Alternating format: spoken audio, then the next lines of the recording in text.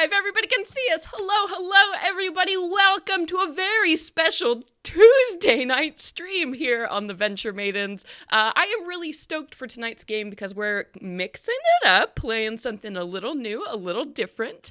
You can see a lot of these fine people revisiting from past shows we've had on this channel. So we're here for a good time. For those of you who don't know, tonight we are going to be playing Cat and Mouse, which is a first level adventure set in the city of Bastet, the everlasting city of the cat, which is a new location featured in Kobold Press's Southlands campaign setting, which is currently running on Kickstarter. So thank you so much to Kobold Press for sponsoring this stream, for giving me this awesome module, and I hope you enjoy your first look at the city of cats. I am very, very excited to be here. My name is Celeste Konowich, and tonight I'm going to be your dungeon master. JB, who are you? Hello, I'm JB. Today I will be playing Karduk. He is a Trollkin barbarian, and it's going to be great.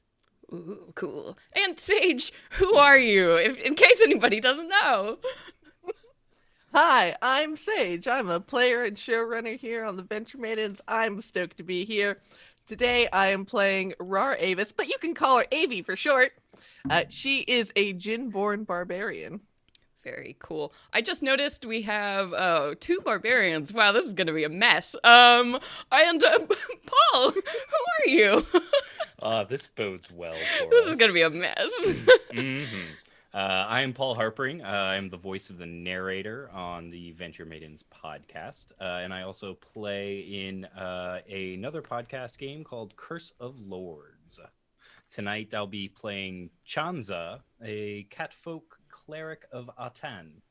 Very cool. And Katie, who are you, you rascal? Hey, my name's Katie, as we mentioned, and I just said again.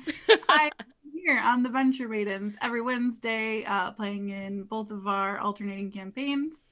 And today I'm going to be playing Riki, and she is a druid catfolk and the twin of Paul's character.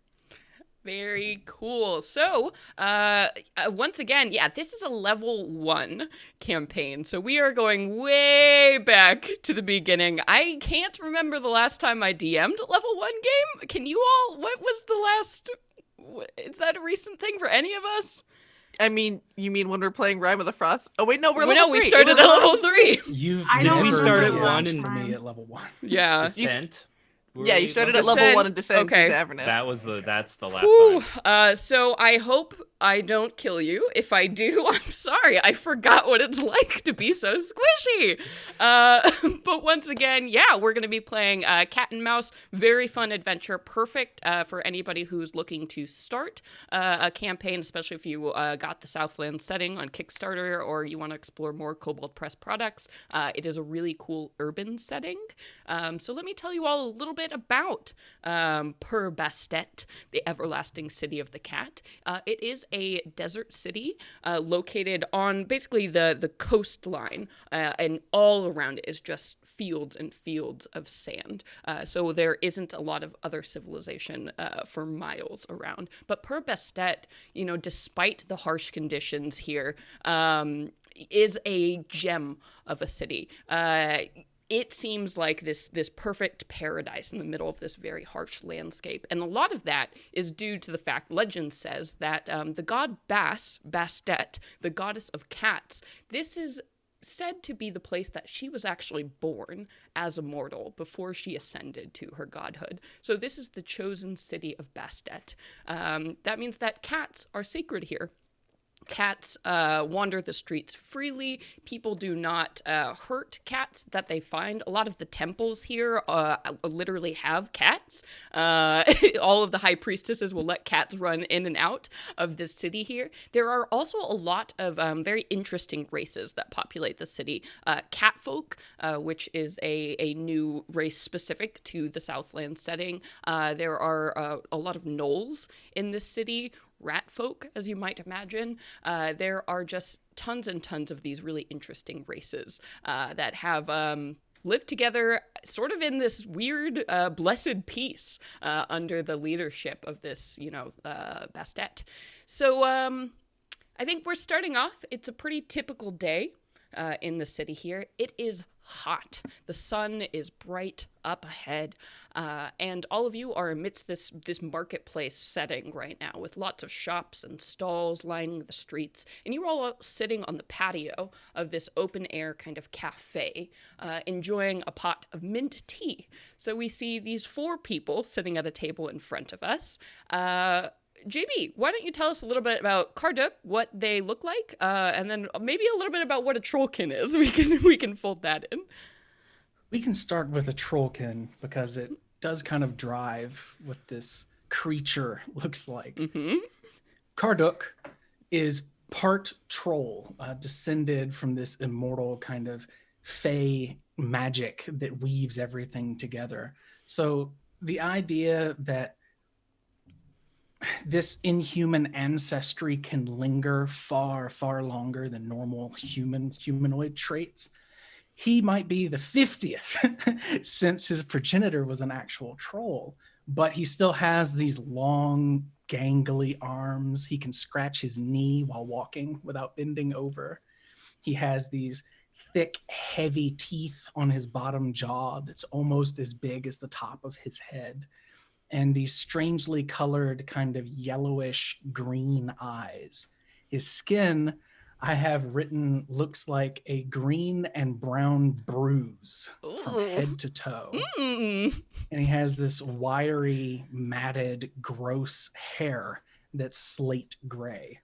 Ooh. And I'm imagining Karduk with his massive hands and these long, gangly arms, sitting with his knees almost up to his chin on this short little stool, sipping daintily from this tiny cup and holding a tiny plate under it. And he'll just chime out some random thing, below to the sky for certain. Slurps from it. You belong to the sky, I say. And tip his tiny little cup over to his close friend, Avi. Yeah, perfect. I like the bergamot. Very good. So sitting next to Karduk, we see, you're going by Avi? Yes. Avi. And what do we see of Avi, and what is a Jinborn? So Jinborn are these people who are tied to the elemental beings of genies or jinns.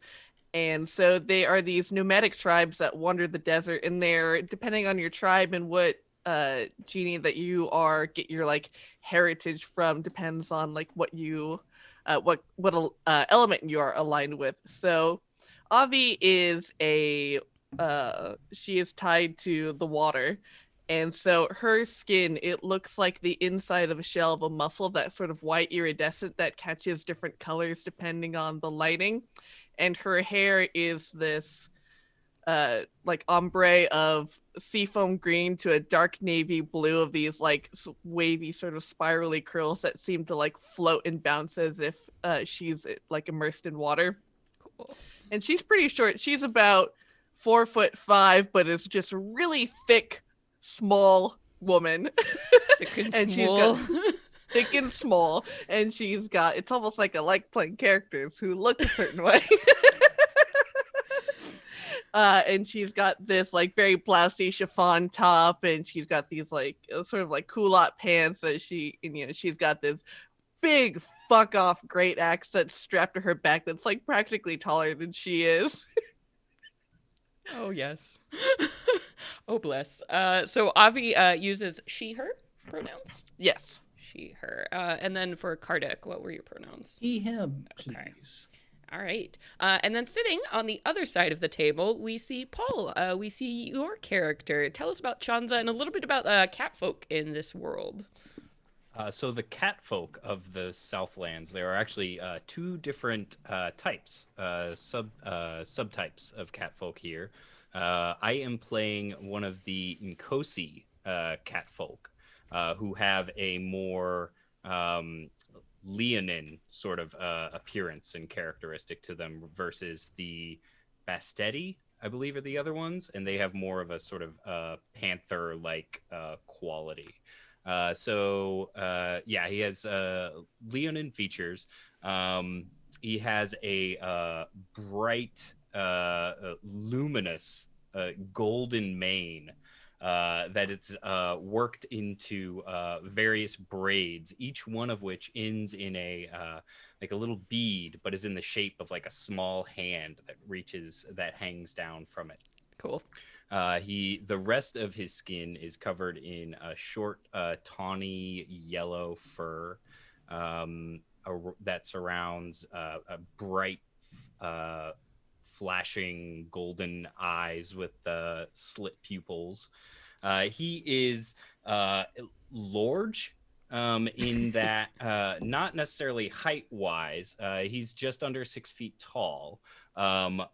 But he would be incredibly muscly if he didn't enjoy his snacks so much. So he has a big layer of comfy around him. Oh, comfy. He cat.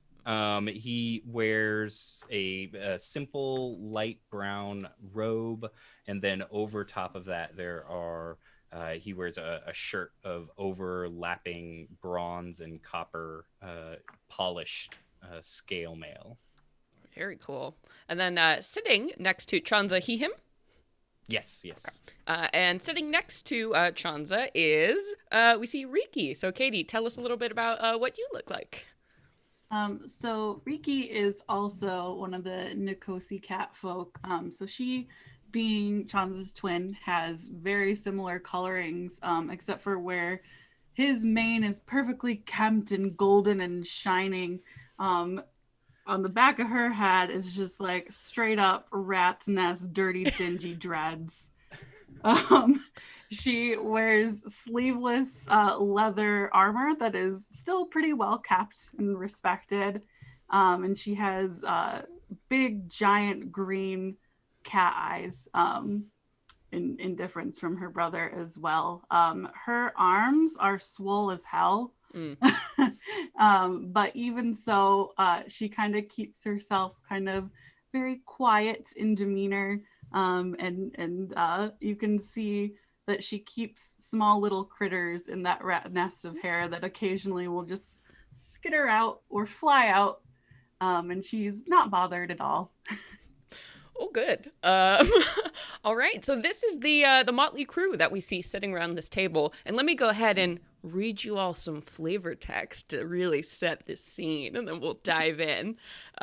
It is noon on a very hot day, and you are sipping mint tea in a bustling marketplace outside of Purbastet's perfume district. All around you, the scent of cinnamon, incense, and sweat lingers. Nearby, a camel trader and his long train of animals shamble past, the smell of musk trailing after them. Behind him rush 3 men bearing an enormous carpet and screaming for people to get out of the way. So it's a pretty average day in Purbastet right now. The streets are packed with people going about their business. Purbastet has 9... Oop! I think we just had a shift. 1 second. Computer crashed. She'll be right back. Oh no! Computer crash. All right, 1 second here. So you can see our faces again. Okay, double me's. Oh no, no one wants that. All right. So busy day in Purbastet. As you might expect, there are 9 districts to this city, surrounded by 9 great pyramids here. So that means there's a lot of different industries and neighborhoods that are constantly at work in this city. So as you all are enjoying this very refreshing drink in the middle of this hot day, I would like you all to give me perception checks. And since we're making our first check, let's go to the Roll20 screen. Whoa. Here we go. Whoa. Oh my gosh. We're here. We've made it. Perception checks all around. 3. Oh no, but the cameras are bunked up here too. Wow, a natural 1. That's good. So good. So good. I did a good. Heck yeah. All right, 1 second. Let me fix these 2. Sage, I like how the camera just focused on your llama instead of you. It just filled up the whole thing when everything got shifted over. That's all you really need. That's all it needs to happen. It's me. It's my avatar. Okay, sweet. All right. So Avi, you notice nothing. You are deep, I guess, in this tea. But JB and Paul, it looks like both of you are able to notice this. As you are enjoying this day, and it is hot, taking in this quiet moment between the four of you, you do notice you have that feeling that you get when somebody is like watching you really intensely, and you acting on this feeling, you kind of survey the scape around you, and you see that sitting across from you there is another one of these outdoor cafes. A lot of the business fronts are currently open, just because it's so hot and businesses tend to do this. There is a beautiful cat person who is sitting at one of these tables directly across from you. So every time like a camel or some foot traffic passes by, you see her at this table, and she is just staring at all of you with these like bright green eyes as she takes a puff at her hookah. Do we know her? Incredibly bashful Cardog. I don't really know. Who are we talking about? Her over there. Is she Inkosi? Yes, you would recognize her as probably. Well, I don't think she's actually catfolk, but it looks like she's got some in her. Her features are an odd hybrid between catfolk and human. Mm-hmm. And as you all are kind of pointing at her and across the way, she gives you a little wave. And you see her, she calls like a waiter who brings her check over. She slides some coins across, and it looks like she's ending her stay there to come up and visit you all. Avi waves so enthusiastically. Oh my god! With like her knees up on the chair seat with her hands holding onto the back of it. It's like, hi! Whoa. All right, 1 second. Let me just flip things around here. Oh boy. Oh, see, now I've lost Paul. Oh gosh. JB will not I am be playing Paul Paul now. I am Paul now. We all are Paul now. We are Paul. There we go. There's Paul. Yay! All right. So yeah, you continue waving at her, and she collects her stuff and comes over to you. And let me go ahead, and I actually have a handout of her I can show you. She is just very, very striking features. And you see that over her, like, kind of, yeah. And you see that, like, over her, kind of like tan skin, she has a bunch of these different like henna tattoos all around her body here. So she's quite a figure dressed in silks with this large sword at her hip.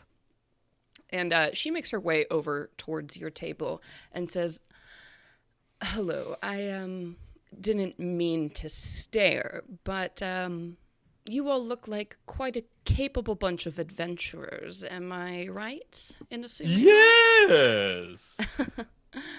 Fantastic. Would you happen to be interested in a job?"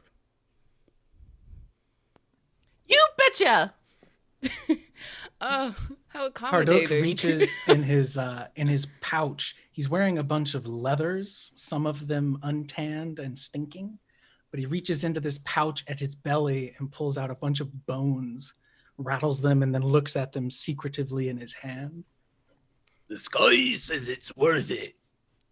Oh, well, great. My name is Henna, by the way, and I am desperately in need of some assistance. You see, a thief has stolen something very dear to me, and I need you to get it back. Well, of course. I can find anything. Good. Well, the thief's name is Rahid, and I know that they're in the perfume district, and I unfortunately avoid that part of town. Made, too many close friends, if you know what I mean.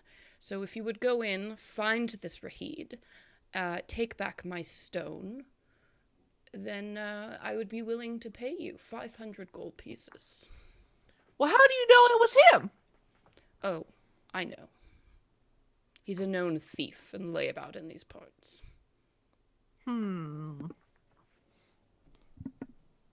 What kind of stone was it? It's a stone about this big, and she holds up like the size of a fist. A tiger's eye stone, green on a chain. It's hard to miss.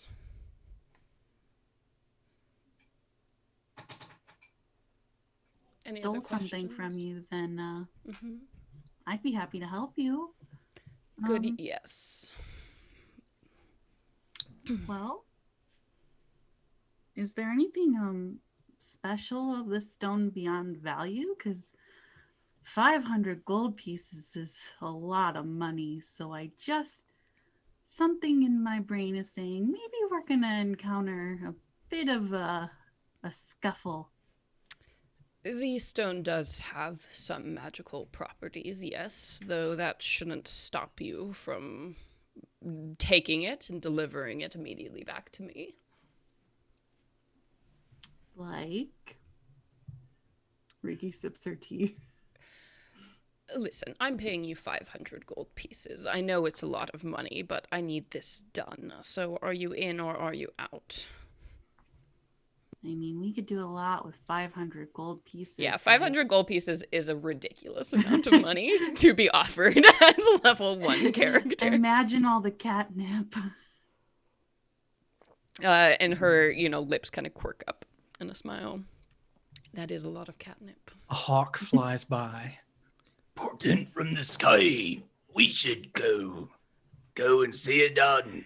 Yes, you will probably, if you ask around in the perfume district, I imagine people can point you towards Rahid, but he is a rat-faced individual, very seedy looking. You'll probably smell him before you see him. He managed to steal your thing if you would smell him from so far away. Oh, good question. I wasn't home at the time. Oh. Oh, good answer. Is that how you knew he took it? Because it was smelly? Listen, I really have to go about my business, so if you could head off quite immediately, that would really suit my purposes. But I haven't finished my tea sandwiches yet.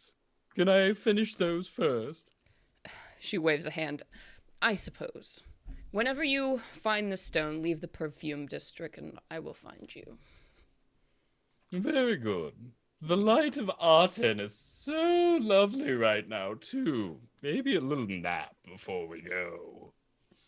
Not now, brother. We can do that after on our pile of 500 gold. Oh, that would be nice, I suppose. We could get more sandwiches, then.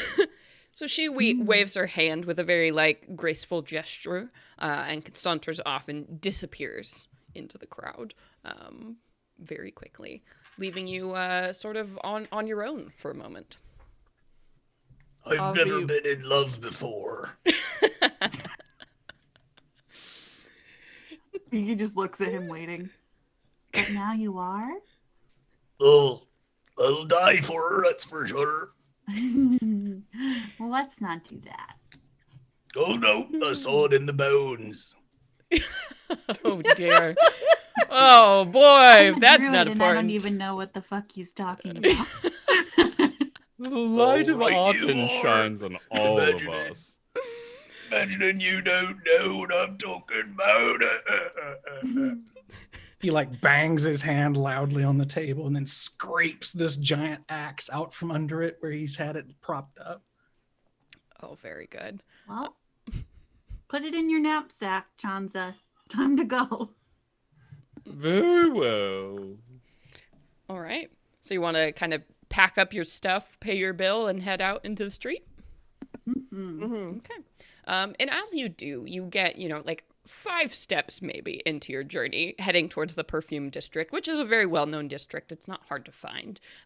When you see, pushing their way through the crowd, 3 small, like bright red kobolds that are all just moving in this tight cluster, kind of winding between people's like carts and legs just to get at you. And they are clearly headed in your direction.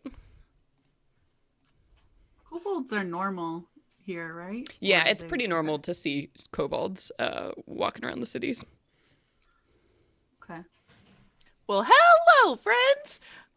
Better make it quick. We're on a mission. Yeah, no, you can't go. Hakan sent us, and he want to talk to you at his house. Who's Hawkham? Hakan, merchant of grave importance, and that woman, she's tricking you, and Hakan's here to help. So you come with us. Marduk licks his palm, like a lot of extra slobber, and throws dust on it, and then looks at the shape it makes. Oh, the skies with these fellas too. What? Lead the way, little buddy. Yeah, what? Here, let me show you. There's a very cute picture of a kobold. Aw. Oh, these guys. There's 3 of these What guys. a cutie. Right now, flagging you down. I'd let that little guy shank me. He's Look how cute he is. Oh my god. Aw, their hugs would be sharp. All right, and so the kobold looks up at you, Karduk, and is like, Does that mean you'll come with us? Yep. Good. Hakan will be pleased. And they start running off down a different street, waiting for you all to follow and catch up as they're leading you towards a nicer area of like residential streets. This would be like merchant housing, so it's not like, the big palaces of noble people, but it's like you have your own condo like in a city, which is a big deal in medieval times when money is scarce. So they lead you to, let me make sure I got this. I think we have a text box. I don't want to miss that. Here we go. It's the good stuff. We give you those good words. So they lead you through the streets up to this doorway. Flaking red paint clings to a carved double door depicting camels leaping in the sun. And these 3 kobolds like stand outside on this doorstep and they say, Look away real quick. All of you, look away. Turn around.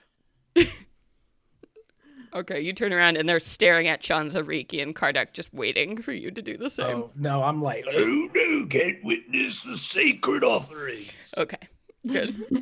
Riki and Chanza, okay. Okay.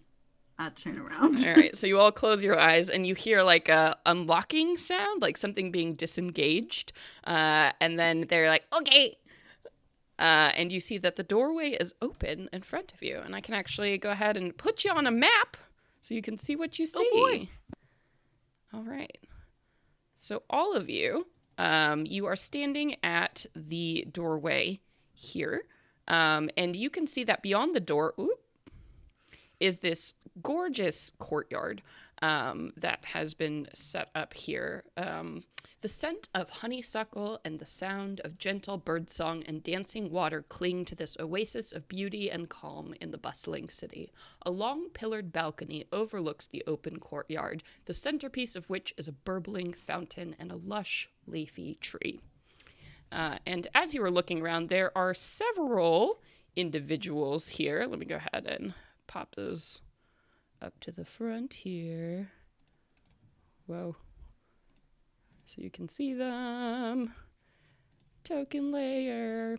You see that there are 2 more kobolds, which are kind of tending to the just the yard. They seem to be like cleaning up branches and like raking, making things really pretty. And then you see these two long tables that are just absolutely piled with food. And sitting behind them is a very large, in every sense of the word, gnoll, who is currently like feasting on a big haunch of looks like roasted lamb. And this gnoll is kind of considering you all as you're walking into the space here.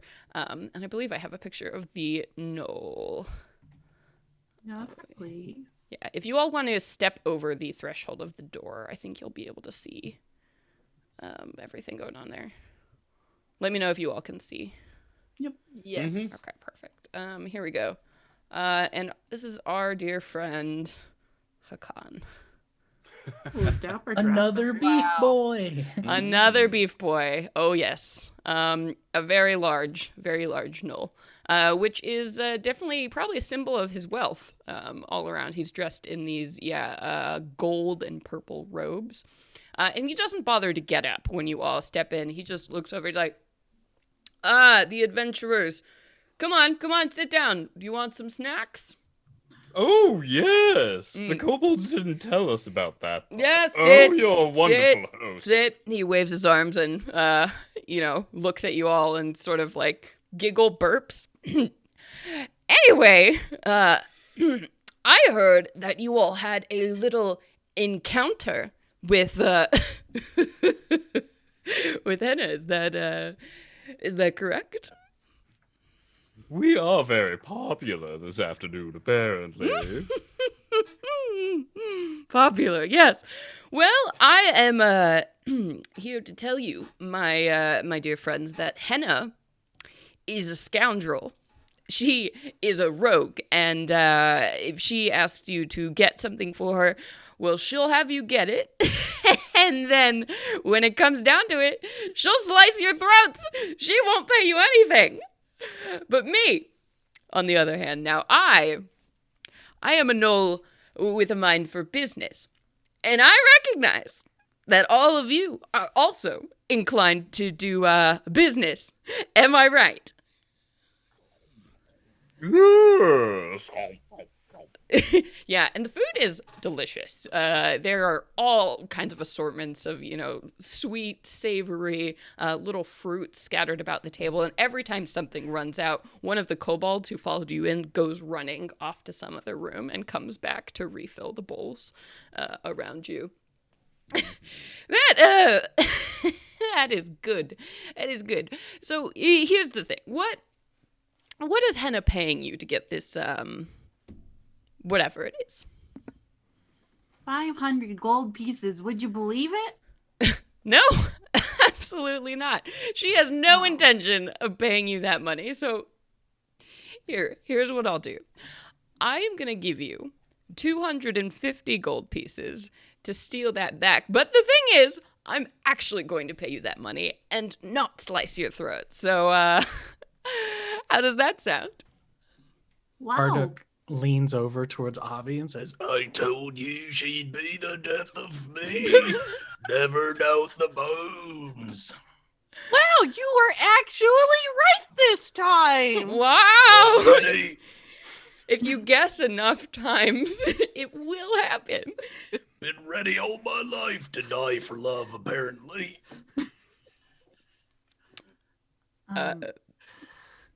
I mean, 250 gold pieces is still way more than I've got now. And we could invest. And we could end up with 500 gold pieces, guys. We could still have that. Yeah, if you're looking for some investments, I certainly know some people. I'm always looking for interesting startups. So, and he just keeps laughing through this whole conversation. It's very unsettling because like little chunks of meat will fly out and like gravy will kind of streak down his fur. He looks happy. He does. And yet the whole time he's looking at you, there's just that predatory look in his eyes. You're like, maybe he's a business shark. Maybe he's just always hungry. Who knows? Gnolls are tricky to parse out. All right. Well, then, Sounds like we have a deal, huh?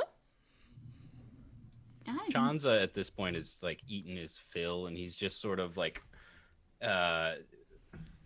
leaning back as far as he can on these cushions or stools or however it's set up around the table. Yeah, there's lots of And cushions.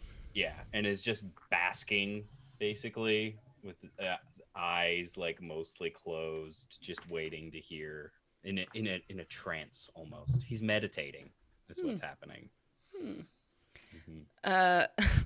All right then. Well, so I'll give you the 250 gold pieces after you get this this rock, and you once you leave the perfume district, I'll we'll meet up, and there you go, business. Sounds good to me. All right. Well, you've been fed, you've been watered, so I think you should be on your way. Okay, you have a lovely home. Thank you so much. Well, you're welcome. I'm glad we could find a mutual agreement today. He smiles with too many teeth. All Well right. Bye-bye. then, very well. He didn't give us a lead. What if he had given us a different lead? That would have been weird, but I guess we'll never know. Oh, we can go back. I think that would Not be even awkward. outside the door yet. He can still hear us. It's on roll 20. If you're standing there, you're standing there. Chanza has not moved. Food coma. I think Meditation, you I should mean. pick up your feline friend there. Karduk, who canonically cross-legged and sat in the pool, his little like fountain area. So like he's dripping with water now, gets up and kind of manhandles Chanza up. Come on, friend. Time to sleep it off after. Too many. Alright. Too many. Very good. Aw. All right. Well, now you have 2 jobs. Great. Well, guys, I guess we can go find Rahid, and then we'll kind of figure out what we want to do from there. Because now that we're out of there, that guy's terrifying. Whoever actually gives us the money, we can give the thing to. When we're definitely like outside and Yeah. walking towards the perfume district, Karduk will say, Reckon one of them's gonna have to die before the end of the day. You know where my vote stands? and he like elbows whoever's next to him. Happy to die for that sing-song voiced angel any day. Maybe you should go on a date first, see if you're compatible. Before you No, die for no. Never said I'd get romanticized. Just said I'd die for her. Oh, what a sad life. We'll need to talk about that a little bit. Yes, I'm sure there are greater things in store for you. The light of Arten wouldn't shine so brightly on your wet skin. If it Maybe weren't we so... can ask the sneak thief himself why he stole it and who deserves it better before we slit his throat and throw him in the sewer. Oh, I mean, maybe Oh, we we're can just going to take have it to back. do that? Uh-oh. Trouble in paradise. Oh, Maybe I misunderstood. Whatever we do with him. He winks at Avi. We're right here. I saw the wink. Oh. The bones say no. Oh, perfume district, let's go. Guess we'll see what happens. Isn't it weird that a smelly guy lives in a perfume district and is smelly? What's a perfume? It's a really nice Is that squishy them water. four-legged animals be carrying Mm. things? Yeah, I think you all are having this conversation as you are winding Oh, we're towards. talking and walking. Yeah, Talking. talking Yeah. and walking as you are walking towards the perfume district, which is an interesting district when you speak about smells, because on the one side, there is downriver, there's the famous perfumeries and like all of these like reputable potion makers, all of these nicer kind of areas. But the further and further down you go, it all kind of devolves into these unsavory sort of alchemical shops, distilleries, candle makers, storage facilities. And here, like the water of the city, it runs in all of these strange different colors from all the pollution and runoff, like all the alchemical business of these perfumeries causes. So the very front is nice and lovely and a sight to see, and then it just turns into a wasteland of filth and smells as you are getting deeper and deeper into the district from all the chemical runoff. Oh, this is terrible. Simon mumbles at one point and then reaches into his backpack and pulls out a jar that is filled with anchovies that are soaked in oil and heavily salted, and begins to eat those. Oh, a much better smell. Yeah. Anyone? Oh gosh, yeah. So I do have a map of the city here if you all want to kind of take a look. So the perfume district is actually also divided up into all of these different little islands. So there are a lot of like canals running through this area, which makes it extremely easy for businesses just to dump all the extra waste. It just gets funneled off into the ocean here. So, the closer you are to the mainland, the better the shops are. And then when you're getting like further out there, it just becomes very gross. So how are you starting your search? You are in this large city district. There's a good side of the district, a bad side of the district. How are you going about finding this one person? Chanza's looking at all the signs as they're walking through. Is there like a sign on some place that says like Rat Face Rahid's hideout or something like that? Oh, or Potionarium. Yeah, I mean, Potionarium. yeah. You are looking around. I'm going to say there are literally hundreds of like businesses and alleys and streets and ways to go. Thousands of people live in the city. Just looking, you're not going to find anything immediately. Maybe if you searched more information. Yeah. Mm-hmm. Says the DM. You have a general description? Yeah, I mean, Riki would kind of go around asking the merchants, right as we get into the district, describing what we have, the knowledge that we have, and asking if anybody's seen anyone of that description, if they've heard of any like robberies recently, because we heard that they're a pretty nefarious fellow. Yeah. Why don't you go ahead and I would like a charisma-based check from you as you're just kind of talking to people on the streets. So if you wanted to do like persuasion or if you're more of the intimidation sort, I would accept that. No. How are you dealing with people on the street? Okay. Poorly. Yeah, she like comes up with this plan in her head, and she kind of goes up to the first stall, and like she's not good in crowded areas. This isn't her scene, and she goes to say something like elbows back, head up tall, and she's just like, "Hi, I'm busy, honey. If you're not going to order anything, get out of the way," like this shop vendor says to you, and just kind of shoves you out of the way as somebody else steps forward, and like hands over their basket like for repairs. You just get shoved, ignored completely. Okay. Maybe somebody else go. This isn't my strong suit. Oh, Riki, you do need to learn to speak up and project. I can talk very well with animals, but these people are a lot. You can go though. You're good They at people. are a lot. But remember, an offered snack can ease the path. Please don't offer them your smelly fish. What's wrong? Maybe some Fine. cookies or biscuits. Here's I a do have some snifter delicious of biscuits juice. as well. Yeah, do that one. Oh, very good. Celeste, you.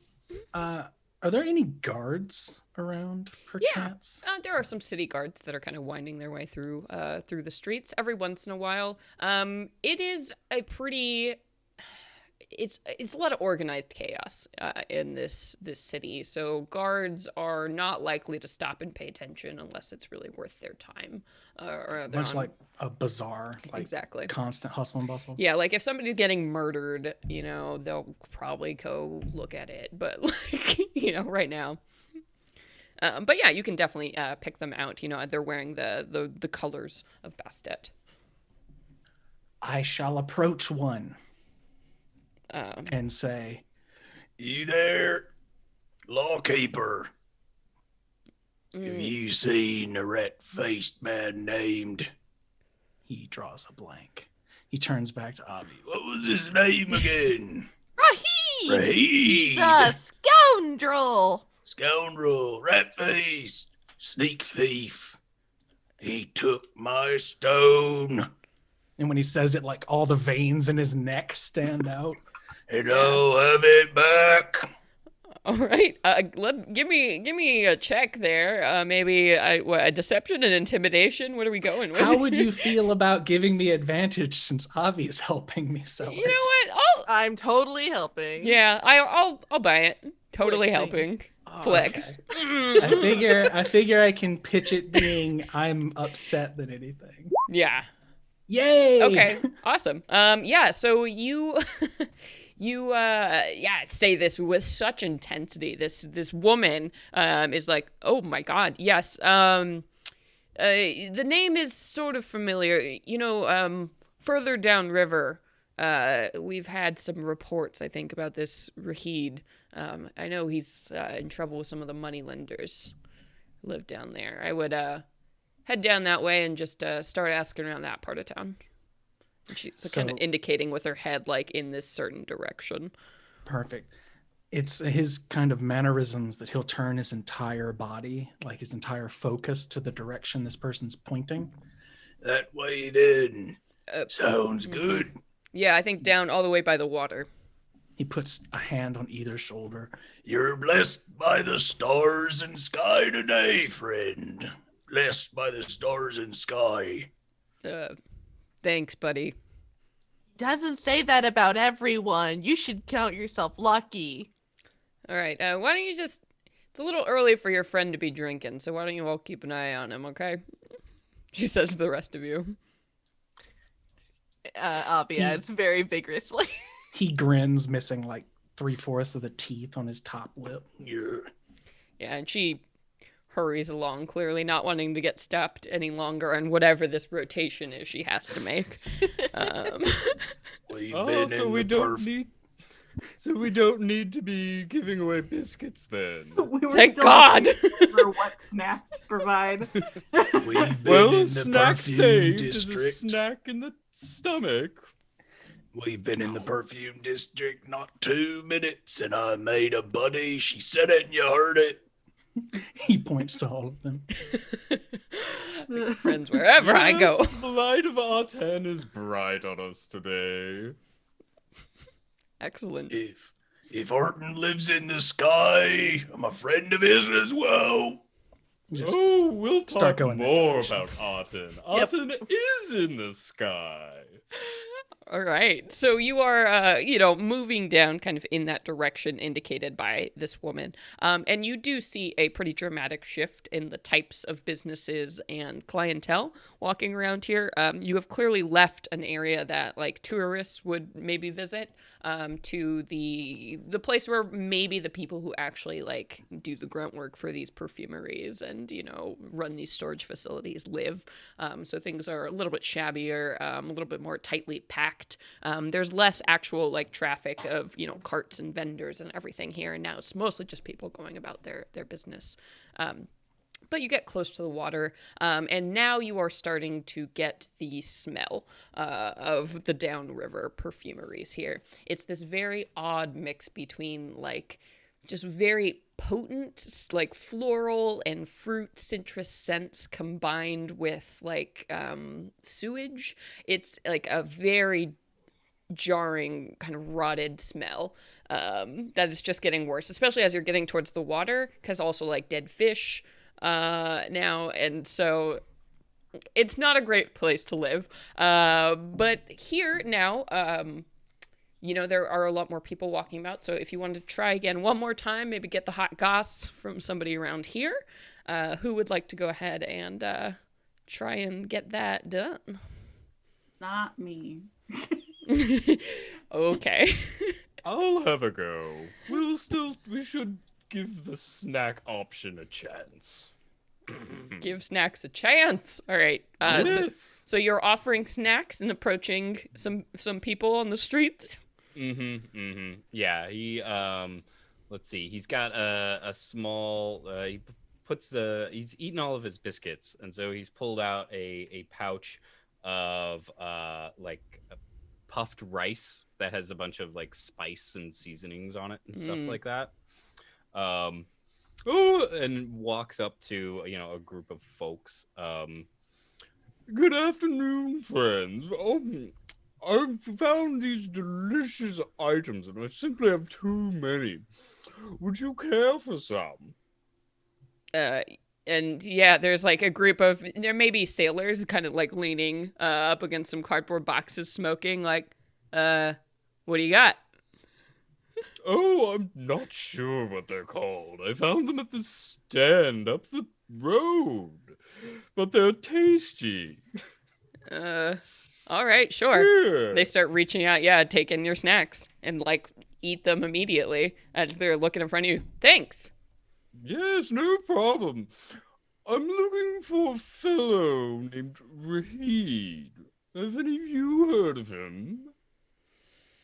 Why don't you go ahead and, I guess, roll a check with advantage, because the food was pretty good. They think you're harmless, clearly. Oh, okay, good. Glad. Okay, with advantage. Nice. The power of snacks. Woo! Okay, so with the 16 on that, you, they look at you and they're like, yeah, I think, there was some trouble. This Rahid guy, he owed some money. What was that guy's name? Was it Nasor? Yeah, I think it was Nasor, and all the guys kind of agree, like, Nasor. Yeah, he lives, he's working at a building site, a couple blocks down if you make a couple lefts.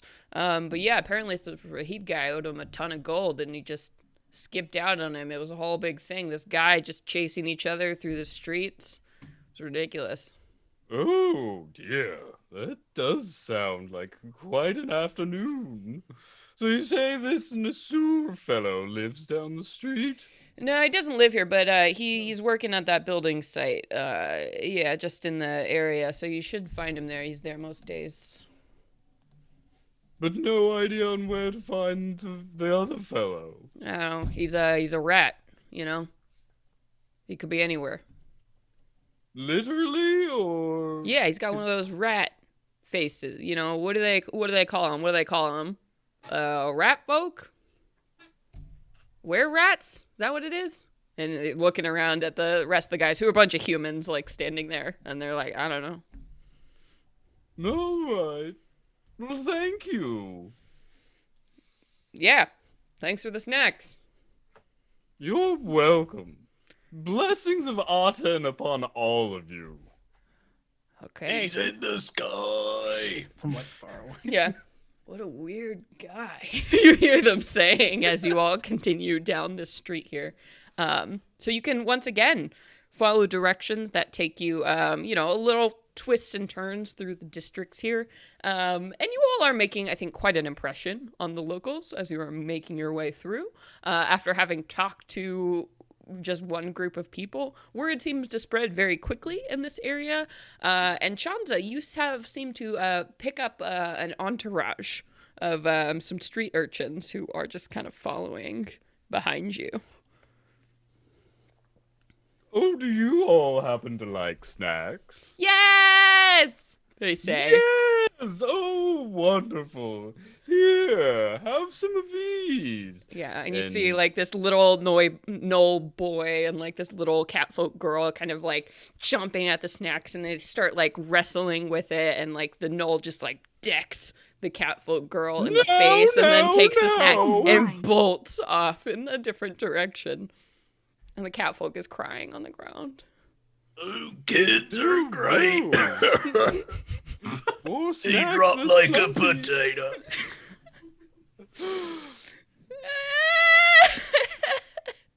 Oh, no. I'm so sorry for that. Here. I need 2 snacks now. Of course. That makes perfect sense. I mean 2 3. snacks and a nap. I mean 3 snacks. Well, I need to save some snacks for everyone. 3 or I'll scream. And she like grabs your leg. Oh my goodness. Wow. Well, all right. The rays of Arten are plentiful, and so are his snacks. The minute she has 3 snacks, the tears are gone and she's running real quick. Brother, you're a sucker. Played you like a fiddle. If being generous with one's snacks is synonymous with being a sucker, then I will be a sucker. For I believe that everyone deserves snacks. Just as everyone deserves the light of Arten. What church did you study at? I want to go to this church. Just, like snacks in the sun. That's pretty good. Mm-hmm. Well, it's he's sort of And naps. an offshoot. Yeah, Mm. naps, Yeah. snacks. You're an Sundays. extremist. I'm an Yes. extremist. Yeah. He's from a more Gnostic, I sect see. than the usual cult of Aten. While all of this is happening, and I think Chanza is dealing with this situation, why don't the rest of you go ahead and give me a perception check? Gladly. Okay. So 17, 14, pretty good. Oh, 17, 14. All right. So I think all of you could notice then, while Chanza's dealing with this situation, you're kind of looking around, and like between these little alleys and buildings, I think all of you see flashes of like green or gold eyes just watching you from the shadowy spaces as these cats just seem to see you and then dart away as soon as you make eye contact with them. But all of you saw at least one. Maybe there were even more than that, just watching you from all of these different corners. Friends. Hurry up, Chans. I want to see the cats. Oh, do they have snacks? Yeah, and the cats are gone. Like the instant you see them, it's just like bolted. Yeah. I'm gonna wait for him to finish what he's doing, but like she just keeps her eyes on that alleyway, like really big and excited. Sure. Yeah, and I think, you all can keep continuing that pace there, heading towards these directions. And every once in a while, you do see on a rooftop, between like some carts, some barrels, these cats seem to be tailing you all as you are moving about the city streets in this area. And whenever you get too close or try to talk to them, they bolt just out of range. So you've picked up an escort. Can I try to like coax one of them to come out? Yeah, if you want to go ahead and give me a check, I'll say it will have to be pretty high since the cats seem Yeah, for sure. almost like under instructions to behave in this way. Okay. You can borrow some snacks, sister. I am a snack. No, I'm just kidding. Oh, too late. You said it. You said it, your Canon. snack. Your snack. I'm Canon, I'm a confident snack. around animals. So you, I think maybe at one point, you come up to an alleyway and like you just You hide, and then you step out real quick, and you just catch this, like, ginger cat that's, like, sitting up on top of the crate. It's maybe a little bit chunkier than the other cat, so it wasn't as slow to, like, run away, and it just looks at you with that, like, wide-eyed cat stare, and kind of, like, you know, its neck disappears, and its back is arched in that moment of panic as it's just looking at you. Yeah. And she just stares right back in its eyes and does the slow blink, like cat whisper or whatever. And starts like just like slowly like petting between his eyes. And I'm gonna cast Speak with Animals. Oh, okay. Cool. And she's gonna be like, "Hey friend, don't worry. I was just wondering why you were following us." Supposed to. Who said you were supposed to? Mistress. Who's that? Mistress Cat smells like cinnamon. And I'm gonna like describe what Hannah looks like, and I'm like this? Yes. Oh, are you her pets? No. Cats No? are pets to no one. Yeah. Duh. Duh, sorry. Well, did she didn't say why. I would guess she just said follow us. Follow, watch, and Okay. report. That's probably how she's gonna find us later. Cool. I don't know. And this cat, yeah, is just now, you know, looking up at you, kind of shocked that you can talk to it, honestly. She's just like, "You're really cute though. Do you want to come with us? Since you gotta follow us anyway?" No. Okay. Well, hold on one second. She's gonna turn and she's gonna be like, "How to have these cats follow us? Do you want to ask him anything?" Nope. Why are they following us? They don't know. Oh, we're just interesting? I kind of think that she's gonna find us once we get the thing that she wants and try to kill us. But Just as Rahid said. I would kill you if there weren't so many. You look tasty. Especially that one. And it looks over at Karduk. I see that big shiny thing on his back. I don't think you got a good chance, buddy. Oh, he's staring at it. Be waiting for your mistress to come and kill me later. It hisses, and I think the orange cat springs back. It's had enough now and runs off into the alleyway. Oh, And the way that's a cats cute do when kitty. they're done. Okay. Well, we gotta be pretty careful because we're gonna die. But let's find this rock and deal with that later. We sure are gonna die. We all die sometime. That's true. All right. And after that interaction, you are able to find this building site easily. And you see that this site itself is situated in between two larger buildings that have like a series of ladders and like planking as people are like repairing the very tops of these buildings here. And there is one kind of well-dressed man who's like at the bottom, and he has like a scroll of like architectural plans laid out, and he seems to be consulting with a couple, you know, folks in like the equivalent of like overalls or working gear at one end of this alley.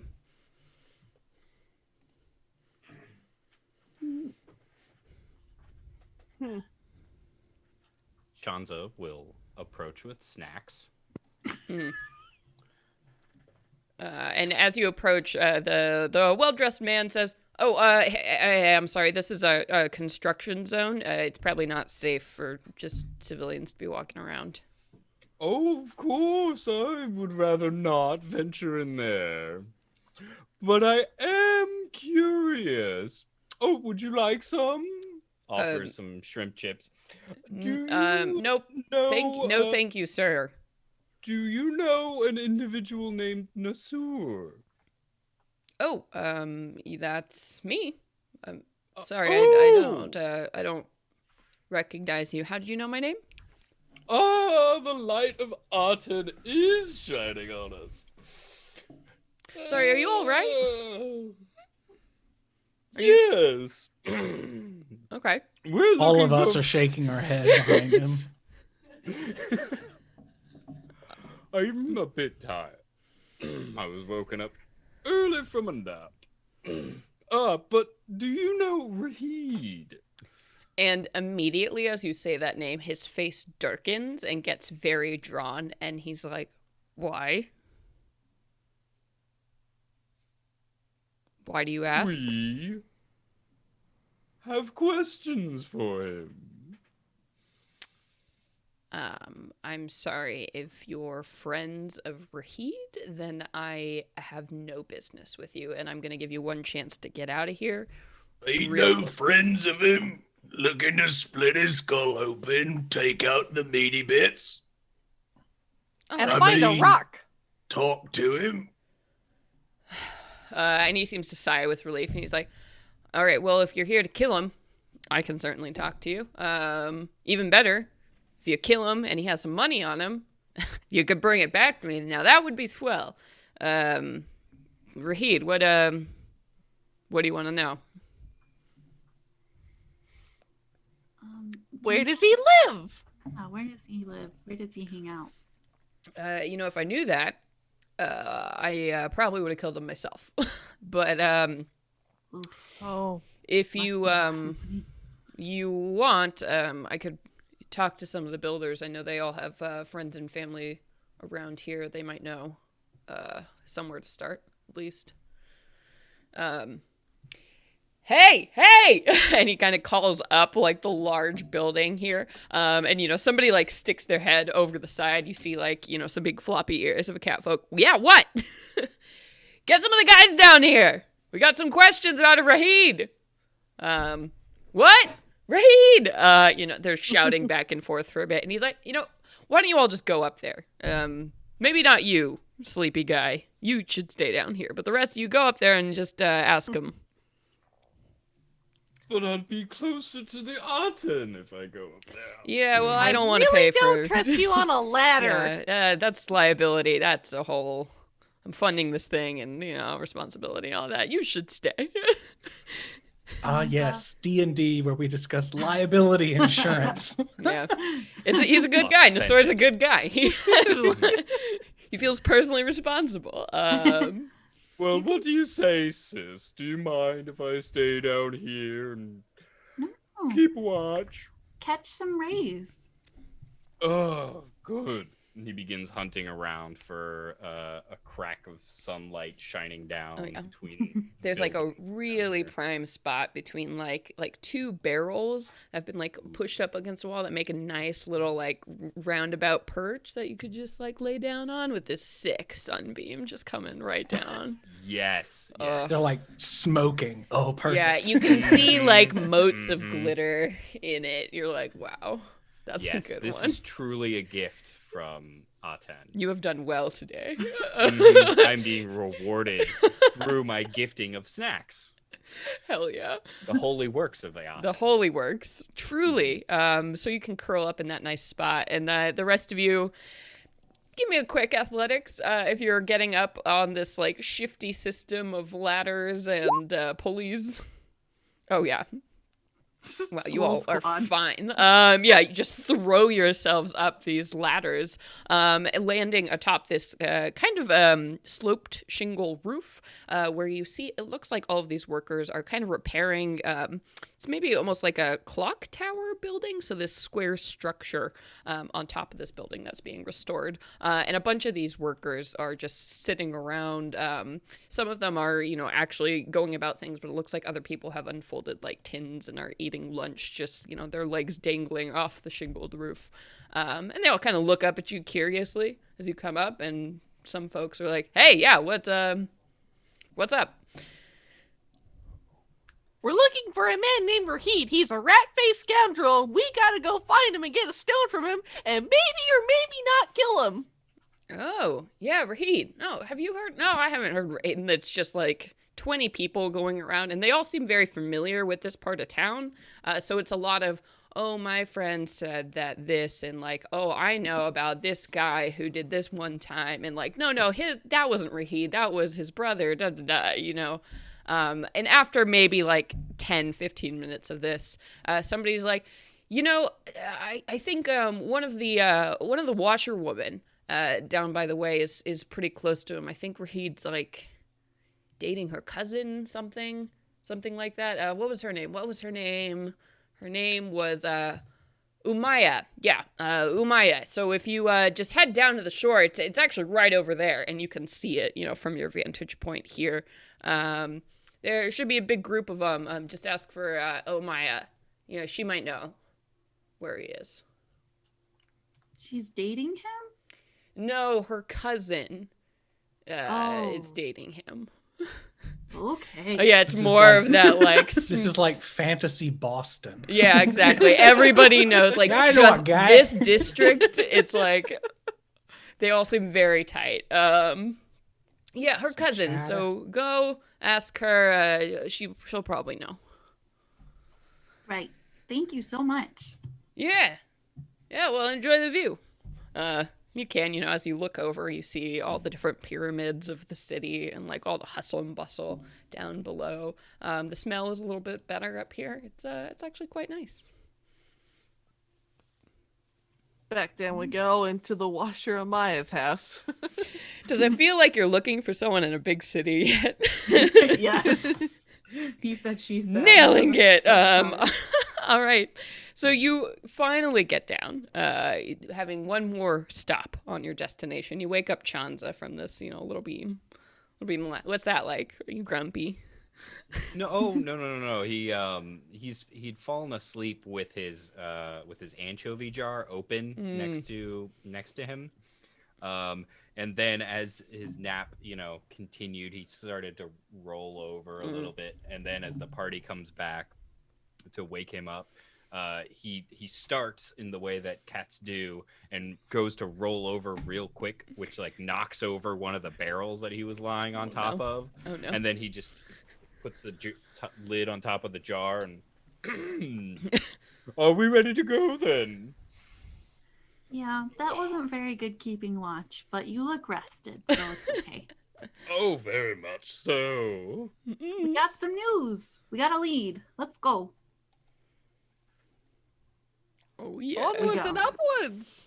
Let Aten light the way. All right. So you continue down now to the very water's edge, following the direction of the builders. And you do come to a small stretch of shore kind of in between these very rustic little docks, where you see that there are a bunch of different people in, you know, simple street clothes with large baskets of laundry that they're kind of like slapping in and out of the water and scrubbing in these big tubs. And you see lots of bubbles coming out of here because the sheer amount of soap they have to use to wash out the nasty crap in the water is extreme. But these people are all like giggling and singing and laughing and very loud as they are, you know, just sitting on the river under the sun, taking care of the laundry for the day. You see a big cluster of these people. All right. You got it, guys. Enrique just kind of like slinks back into the back of the party. Hello, friends. We're looking for Maya because she knows someone else who we're looking for, who we're really like trying to actually look for. Oh, aren't you a cute little thing? You know, one of these women turns around to you and is like, "You're looking for Omaya? Just head down onto that dock right over there." And Omaya!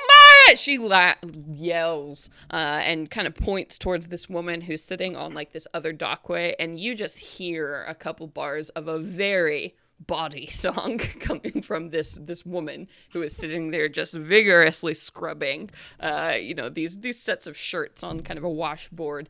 And she's like, "All right, you looking for me? Come on down this way. Come on down this way. I can't hear nothing. Come on down." I like her already. Yeah, so she stops her song, you know, waving her hands for you to come over there. And as you do, everybody on the other dock stops working and kind of clusters around because, it's excitement breaking up the day.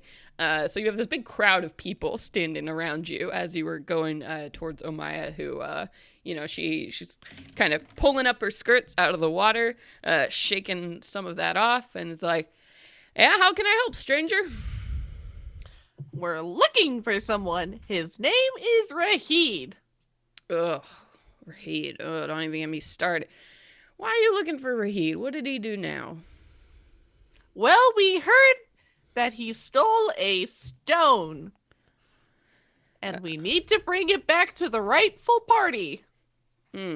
Okay. Yeah, I mean, he's a criminal thief. I have no idea why my cousin, is interested in somebody like that. But, I was talking to her the other day, actually this morning, and she said that she saw Rahid go into Festerin Heth's place. I'm sorry, Heth's place. Well, we call him Festerin because of, the smell. I guess that's why Rahid is so smelly. Who is this Heth?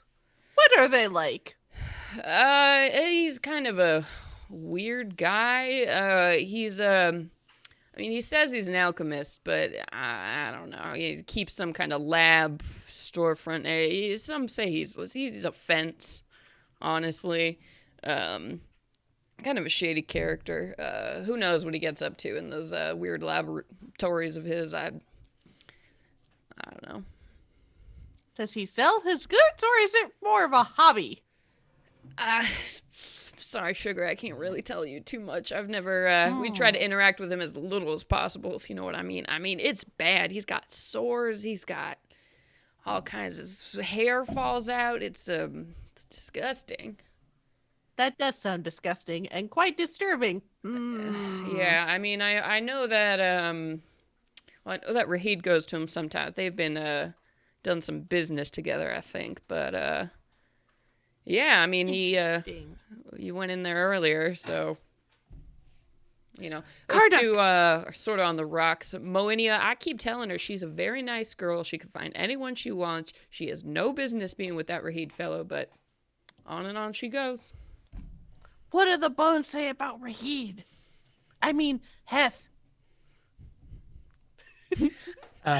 So I pull out that same handful of bones and I shake them up and throw them down onto this little wood gangway and look at them for a moment. Dude, wait a second. There's a piece of shell. Oh, right troubled this one is. We must keep ourselves ready. Seems the kind to do two things, duality in the nature. And Umaya is just nodding along with what you're saying. All the women are like, yeah, exactly. Preach. And someone in the back is like, read my fortune! And everybody gets really excited by that and like, ooh, there's a fortune teller! Yeah, and Umaya is like, back up, read mine. And all of them respect her, booming voice as they move back. Happy to spit in my hand. Throw some dust on it. Seems that you're in for a bit of good luck here. The Damn sky's time. looking down on you for a change, but it won't last long, so live it up while you can. Oh, well. That's a little bit of good news, at least. Thanks, stranger. Sky, watch out for you. Actually, some good luck. You single? Of course. You should come visit me again. He's in sometime. love. What? Well, that's not That good is luck. true. I am in love to the woman that will murder me today. Sticky situation. Well, good for her. Good for her. All right. Well, I wish I could have murdered my. No. Anyway. You know what? Anything else I can help you with today, or is that pretty much it? I think that's all the bases. All right, yeah. Well, you can if you keep walking in that direction, you'll find his house. Again, it's a weird thing on top of another thing. It's hard to miss. There's a big ship that's been built into some buildings around there. So just head on through. I do know ships. I sail on them. Fantastic. Let's go. Right? When Yeah. when the three of them turn and start leaving and everyone kind of filters away, I'll pull her close and whisper with dire seriousness. Don't feed the gulls today. Okay. And I'll slowly back away, staring at her the whole time. And she looks at you so seriously and nods gravely in return as you back away. I be with you, lady. And with you, cutie. You can back away. All right, so you finally have a destination to go to in mind. And I think right there, we're halfway through our episode, so we're going to take like a quick, you want to call it a 10-minute break. So we're going to be back at 7:35, folks. Stick around and see if they'll ever catch this Rahid. All right, we'll be back in 10, everybody. See you in a bit.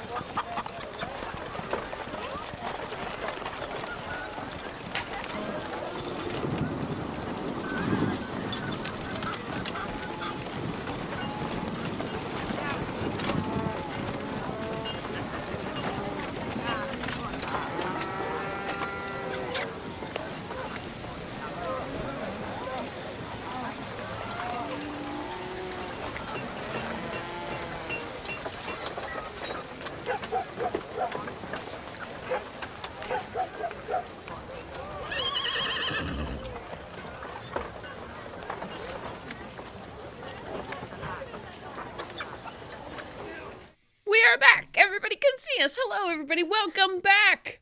We are streaming Cat and Mouse, a first level adventure from Kobold Press. It is set in Bastet, the city of the eternal cat, aka the city of cats, one of the locations in their brand new Southlands Kickstarter, which is live right now. So if you are enjoying this game, totally follow one of these links. Check out the Kickstarter. You can pick up this adventure right now. It's for sale on the Kobold Press website and on Roll20. As you can see, we are enjoying that this evening. So thank you all for being here, for joining us once again as we pursue this strange character who has stolen a stone. Multiple requests now to find this individual. So let's see how it goes. So you all got some instructions from Umaya to head towards this abode owned by somebody named Heth that the locals refer to as Festering Heth because of the stench. So you have yet another set of directions. Are you ready to head out? Absolutely. Oh, yes. Okay. Burning myself on tea. Oh no, in real life and the game? Probably both. Oh dear. All right, let me pull this up real quick. Okay, so you make your way following these instructions, and Umaya had told you that it's probably going to be a few blocks over as you're heading over towards Festering Heth's place.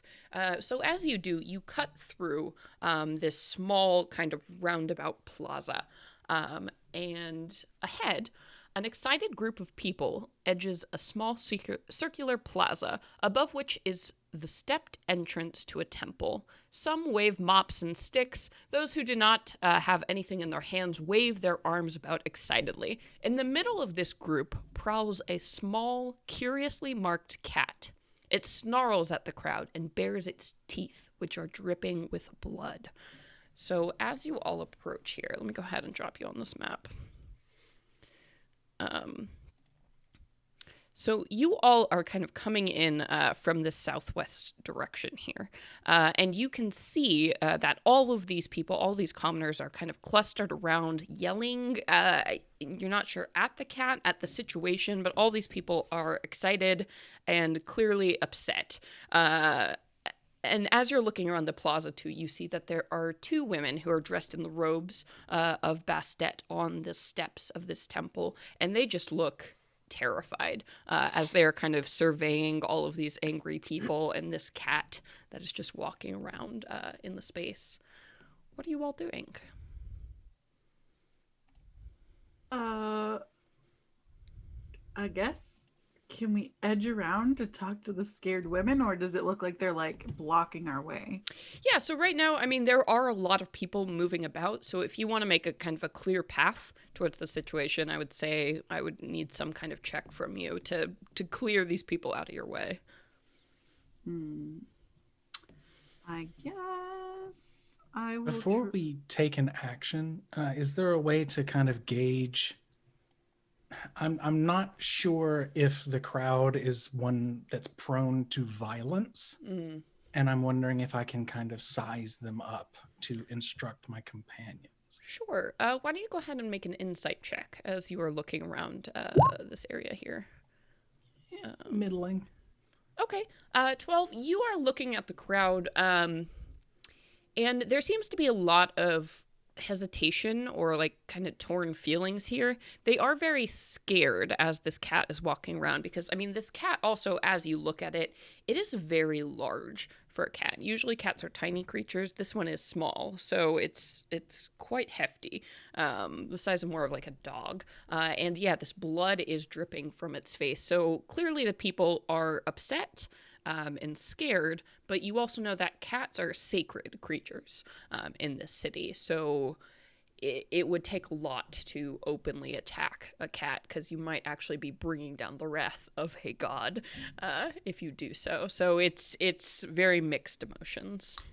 Okay, so sensing that they are more scared and confused than riled up or angry, I will, when Riki starts kind of gauging the situation and looking where to go, I'll kind of swat you on the back not hard, like to knock you over, but a firm push like a football coach. Go, go!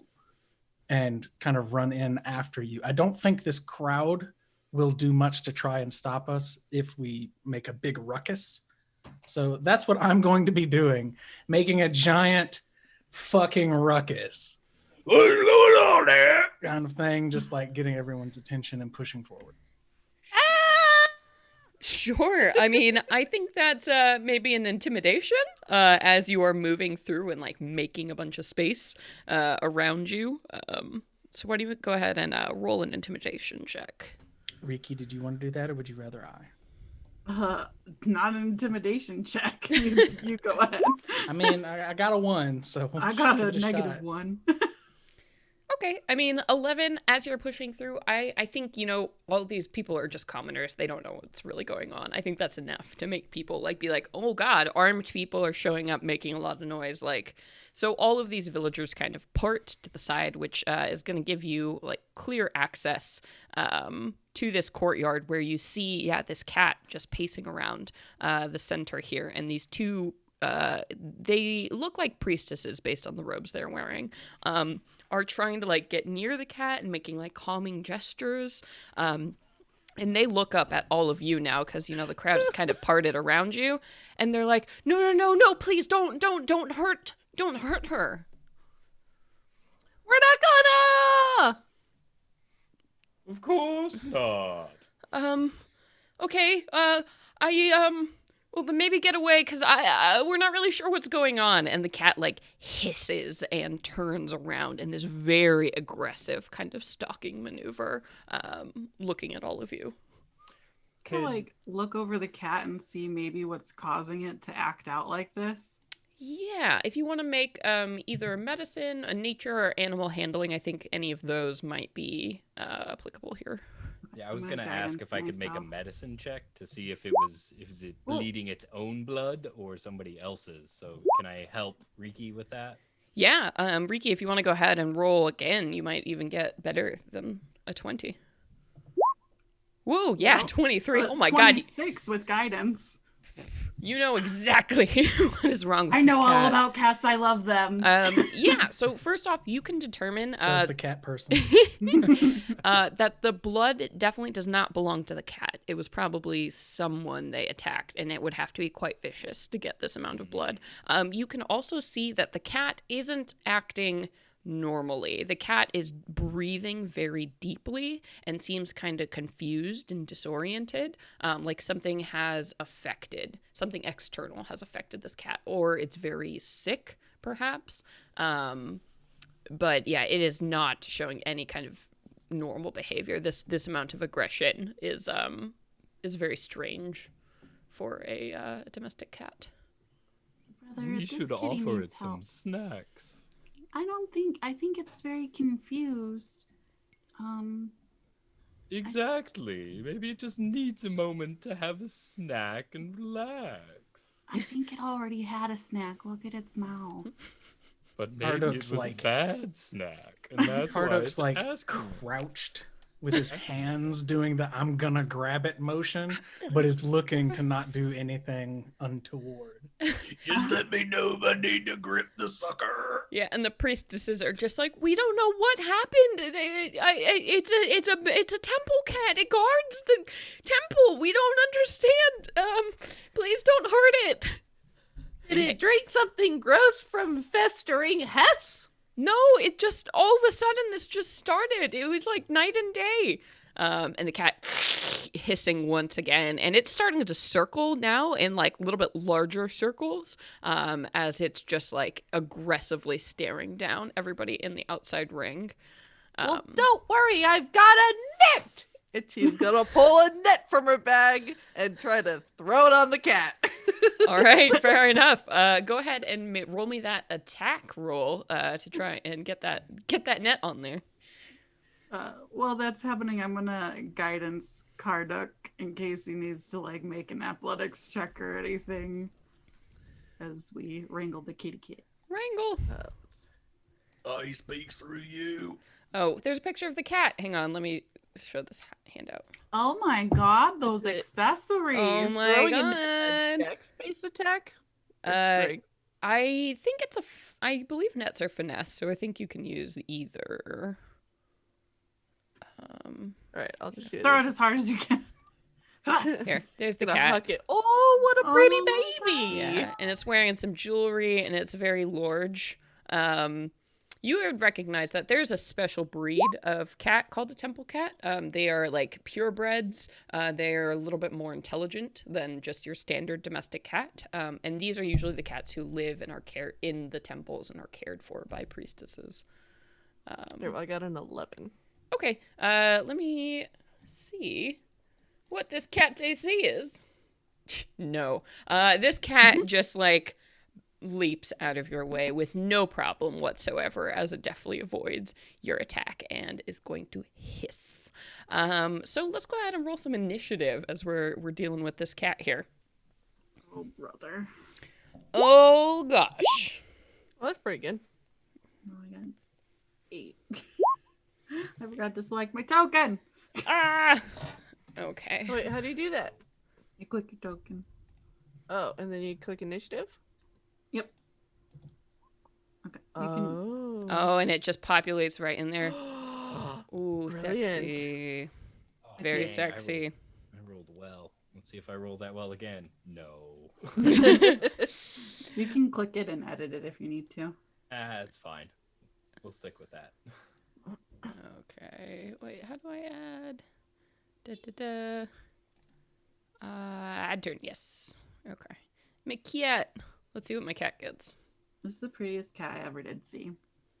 Mm-hmm. My cat personally is the prettiest cat I've ever seen. So Whoa, whatever. Whoa. Let's not have a cat fight.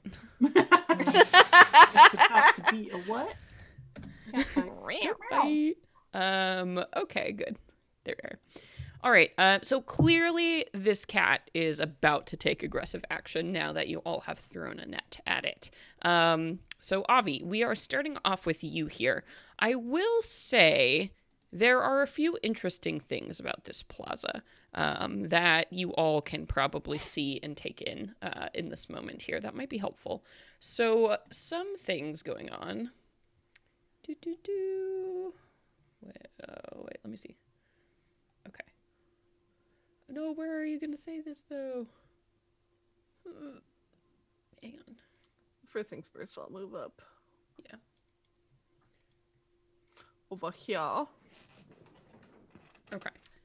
So if you don't want to directly attack the cat, there are a couple things you can do to move this, to force this cat to move.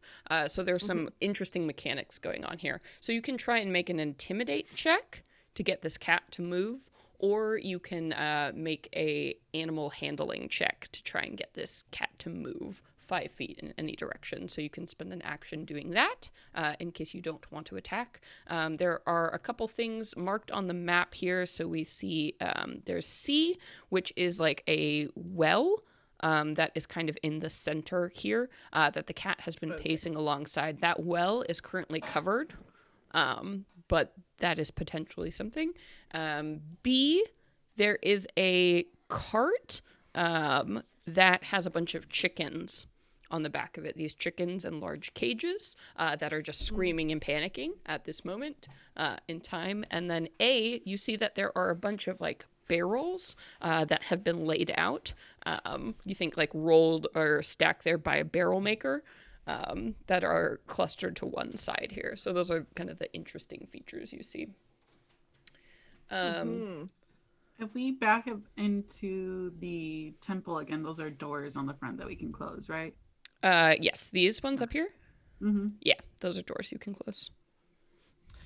She's gonna move her action to dash over to these barrels. Okay. And look to see if she can take a top off of one, like one if there's an empty one.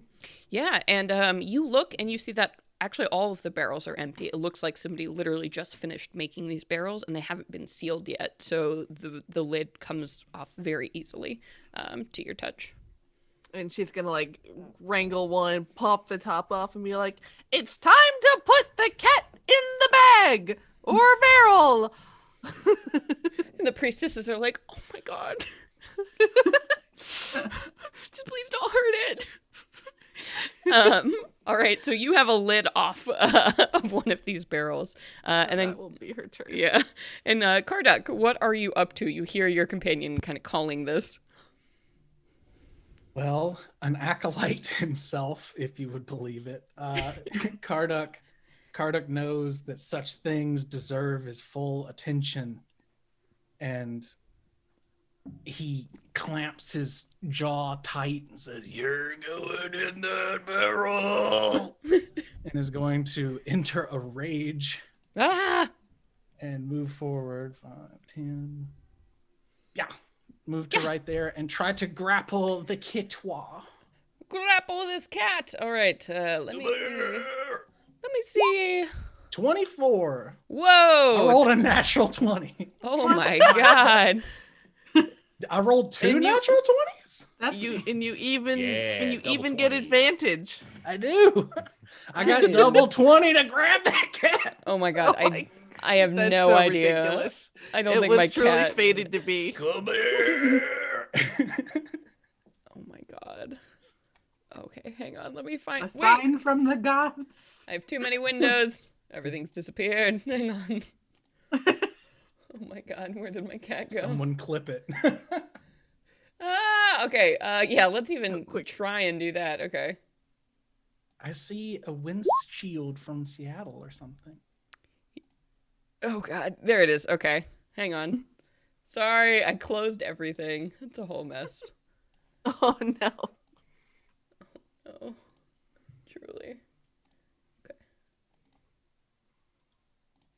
All right, I think everybody can see now still. Ooh. Mm-hmm. All right. Yeah. Good. Okay. Nice. All right, now we're back on track. Whoops. Okay, so Yes, the grapple to end the world. Yes. Oh wow. Well, I rolled 3 times apparently. One was a 22. Unfortunately. Well, None of them make none it. of them make it. None of my 3. I cheated and I still couldn't do it. Celeste, is this little spot in the very middle, is that a raised dais or a relief in the ground? It is a raised dais. It's the edge of a well that is covered. Okay. So, So I can still move to here and drag the kitty along with me. you certainly can. So the cat. How are you picking up this cat? What is the strategy here? With my fingies. I'm Are doing you the just like thing where holding it you, like this? you grab hold of their back, like just at the nape of their Oh, neck, yeah, and so pick up they- on the loose, warm Mhm. skin. So they're like, Yeah, it's like as Hissing, it's soaring through the clawing. air. Oh yeah. Like, not today, little one. Yeah, so this cat is just kicking furiously, shocked that you have picked it up and dragged it over to this point here. All right, but you have successfully dragged the cat, and then the cat is going to retaliate because you are holding it, and cats hate that. They just Betrayal. Every house cat ever. really hate that. So, oh my god. I have 3 screens, and it's not enough. I'm really thinking about going to 2 more screens. Yeah, okay. So let's see, what can they do? Oh. Yeah. Oh, this is Meteor weird. swarm. Okay. Give up and take a nap. So the cat in your hands, suddenly stops panicking and kicking, and it looks at you with just these jade green eyes, and you make eye contact, and you feel this cat is just staring into the deepest recesses of your soul, and I need you to make a wisdom saving throw. Was that a 4? Yes. Okay, so you got a 4. So as this happens, you just have this sense of peace come over you. You are charmed by the temple cat. So let's see. So it is letting out this emitting purr. So as long as it continues to purr, you are still charmed by this cat. So the effect only ends if the Bastet Temple Cat is incapacitated or it chooses to stop. While charmed by the Temple Cat, the target is incapacitated. And if the charmed target is more than 5 feet away from the cat, the target can take the dash action on its turn to move towards the Bastet Cat by the most direct route. So right now you are completely incapacitated as this cat is just purring and like just lulling you into trusting, charming bliss. So Great. you see all the veins in this inhumanly long troll-like neck standing out, dragging this cat, and then it starts purring, and then there's just like drool dribbling out of these massive teeth in Karduk's mouth. Very He lets good. the cat go. So you see your friend's arm go soft as they're just holding this cat and they're staring at each other in this moment. Chanza, what are you doing?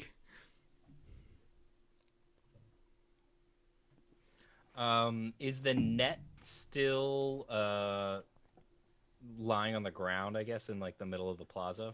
Yeah, Yep. probably. Okay. So let's see. If I go, that's 5, 10, 15 over here. Mhm. That'll, yeah, let's scoop that net up, and then we'll try again with the net on, to get the cat. Okay. Scoop it up. Very cool. So go ahead and make that attack roll for me. All right. Let's see. So that would be. Is a net a simple weapon? Ooh, no. Martial. It's martial. Okay, so I'm Disadvantage.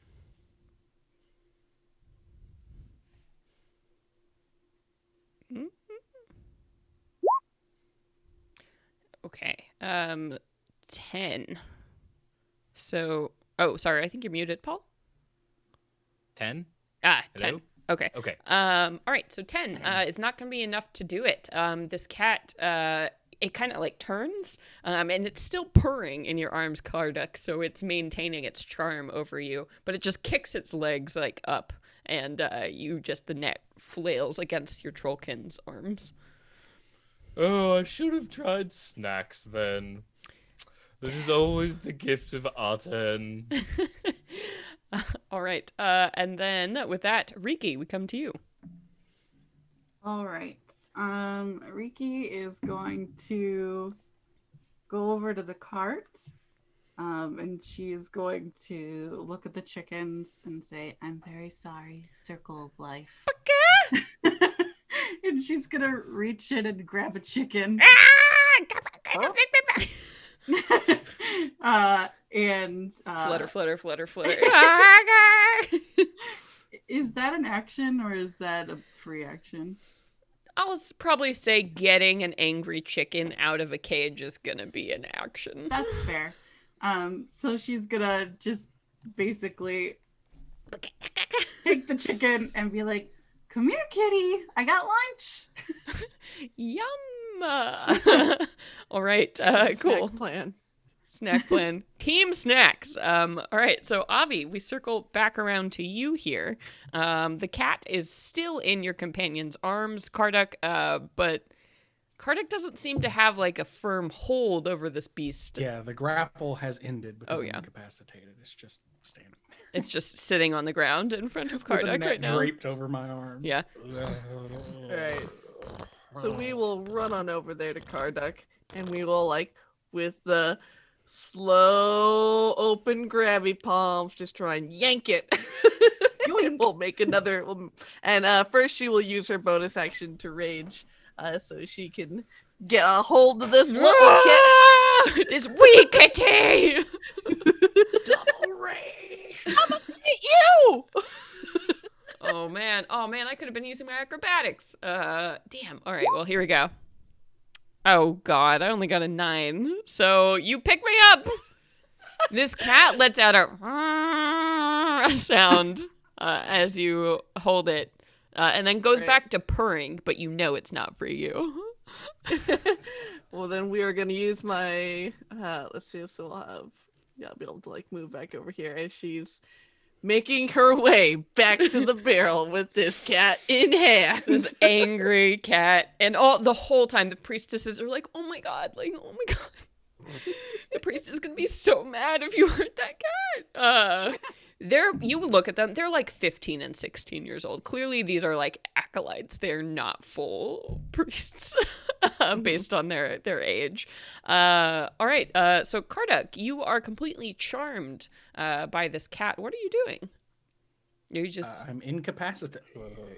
Are you sitting on the ground? Are you looking at it fondly? What are you doing? It's your incapacitated. I'm imagining that it's less that I'm enamored with the cat and more that this sound is resonating in a way that mimics the feeling of someone running their fingernails on your scalp. So it's just like, I have no bones. So I'm just like standing slumped over, my knuckles on the cobblestones, drooling. All right. That is good enough. Okay, so that is your turn, and then we come to my cat, who I think is going to stop the purring now because they want to go ahead and take some more actions. There's a more immediate threat, this being holding them as their arms are outstretched and they look very pissed. So while they are grappled, they're going to go ahead and try and hit you, Avi. So let's see. They're going to get a claw. Oh, no. Wait, you didn't roll. How dare you? Okay, I guess I can't do that. Still learning how to roll monsters, because in Burn Bright, we never roll as GMs. Wow, that's a natural 20. On that attack. Yeah. Okay. Yeah. All right. DMs deserve hype too. Woo! Wow, murder. Oh no, I'm scared. Thank God I'm raging. Yeah. All right. So that's going to be, 2d6 plus 2 slashing damage. Whoa. 2 damage. That's 4 damage altogether. So, neat. Halved to 2. So this cat just makes a claw slash at you here. But it is not done because it's going to get another claw attack. So here we go. Youch, that really smarts. Ow! But it only gets a 10 on the other one. Boo! It does not hit my AC of 11. So it's good. So it looks very upset in your arms right now, but its elbows are in its face, so it can't do anything. And then Chanza, we come to you.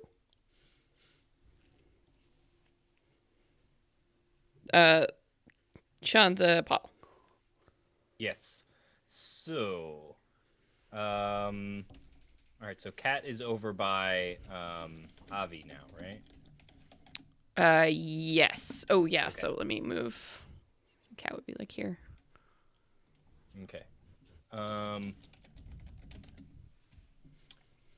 I would like to, Chanza is just going to bolt over to where the barrel is and pick the barrel up and just try to like, on the cat. On Very the cat. cool. Yeah. Wow. I guess this would be, let's do an attack at advantage because you're within 5 feet grapple target. So okay. So roll an attack with advantage, I think, on this. Okay. And I think this is going to be strength because you're picking up a whole ass wooden Good. barrel and trying to smash. Chanza is a strong boy. So then I go back over here. Boop. God damn it. Oh, no. All right, with the 10, I think it's hard because the cat sees what you're doing and then just tries to wiggle around and just stop it. And so you end up smashing Avi's hands as you're trying to get the barrel, and it's a whole thing. And this cat is just hissing and spinning and just really making this so hard. Which is going to bring us to Riki. Now what are you up to? There's so many people dealing with this barrel and this cat. So Riki's gonna take her chicken, put it under her arm, and move over to the well. And while this is happening, just kind of try to investigate it and see what's going on under, because the cat seemed to be circling that area, Mm-hmm. and see what's up with that. Yeah, you just kind of open up the lid and you see, I mean, you don't think the cat was circling it so much as like it was just the center of all the people. But it looks like a 50-foot drop with some like water at the bottom. So, I mean, if you had thrown the cat down here, that cat probably would have died. That's mean. Okay. So she'll move a little bit, set that back down, move a little bit closer to the temple, so that she can be ready to chuck the chicken in the temple. Just in case. And let nature happen. Fall that right. plan. You're ready. You're ready. Your plan B. You're ready. Yeah. All right. And then, Avi, we come back up to you. This cat. Whew. It hurt. Like, You hey, hurt. what's the Yeah. fingers? Sorry. And she is going to try, and yeah, I guess since Chanza is like trying to maneuver the barrel on top of it, she is going to try, and I guess like, yeah, just try like shove it in, and It's like an athletics, I think, maybe, to like shove a struggling cat in the barrel. yeah, it's with its kicky feet. Yeah, it's, you know how cats are trying to get them into a fucking vet crate. Like, no way. Oh my When God, they're yeah. mad at you, no way. They're liquid until they're not. Yeah. Oh no. Oh my god. This is the hardest struggle What? we've ever faced on the Venture Maidens.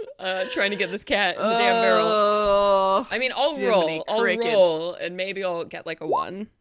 No, a 22.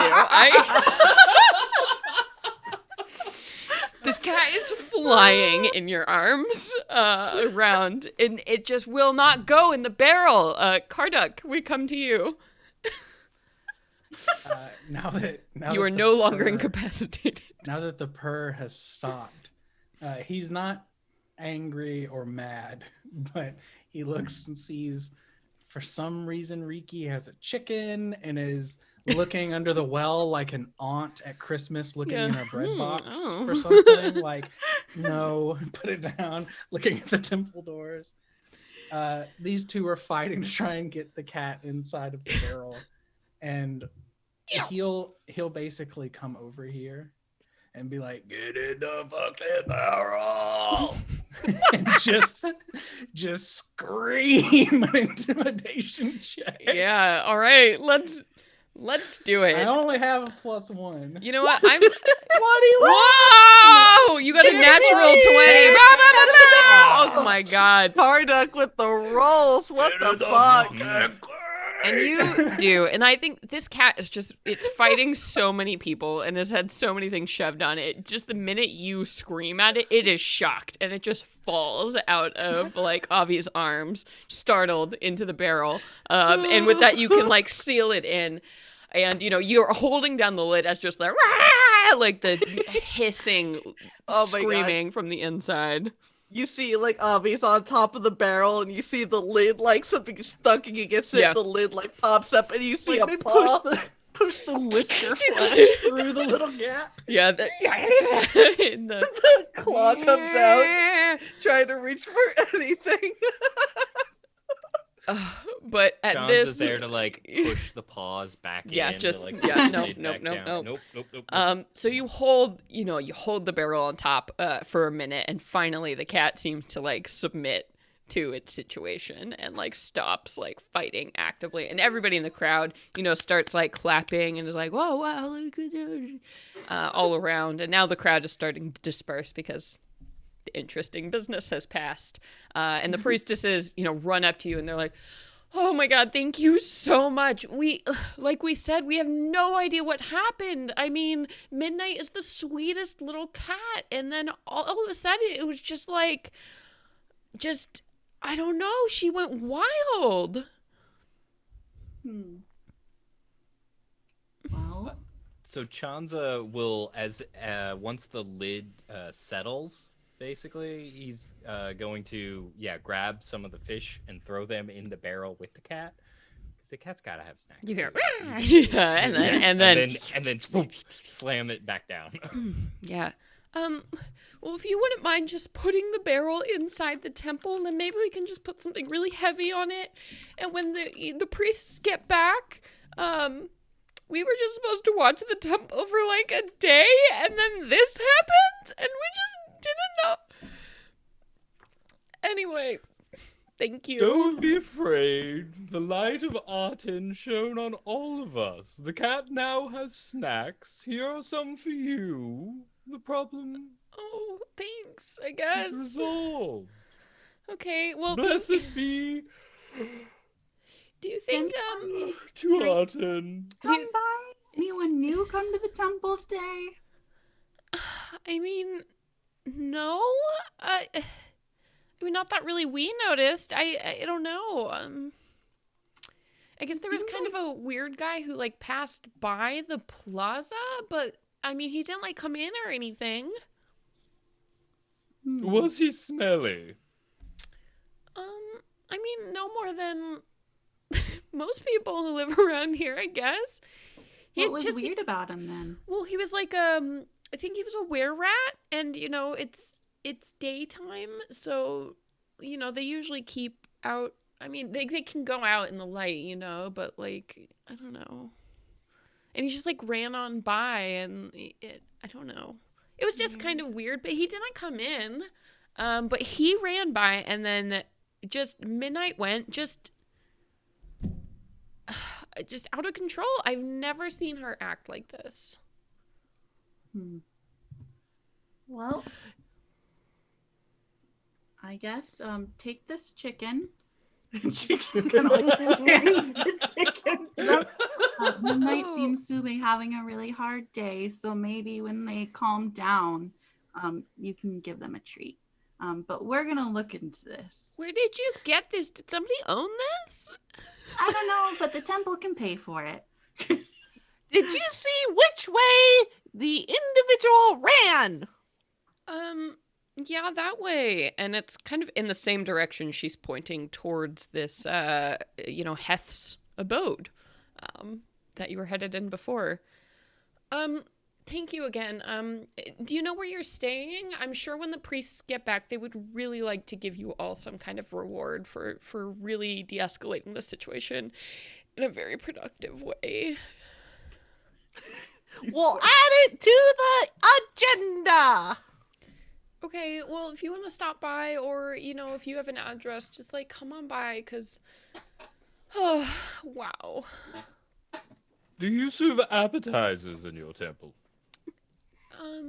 No, we don't do food. We're a church. Not even bad donuts? Or crackers? Cats don't like donuts or crackers. Well, I suppose we could stop by anyway. Okay. I'll bring the appetizers. Okay. Aten's many hands have gifts for all. Okay, that This would whole be time- nice. This whole time, Karduk has had like a dagger and has cut like a little air hole around where the bubble on the side of the barrel's supposed to be. And then the cat starts reaching out. Yeah. Immediately. Like Cujo. Ah! It's distracted right now, like trying to get out the. Can I do a more up close medicine check to see if there's Sure, I think you any can. signs of what may be causing this? Yeah, I think you can probably get a peek at it. Why don't Okay. you go ahead and I think you got everything you could get with a medicine check. Why don't you make me maybe a religion or an arcana check? Okay.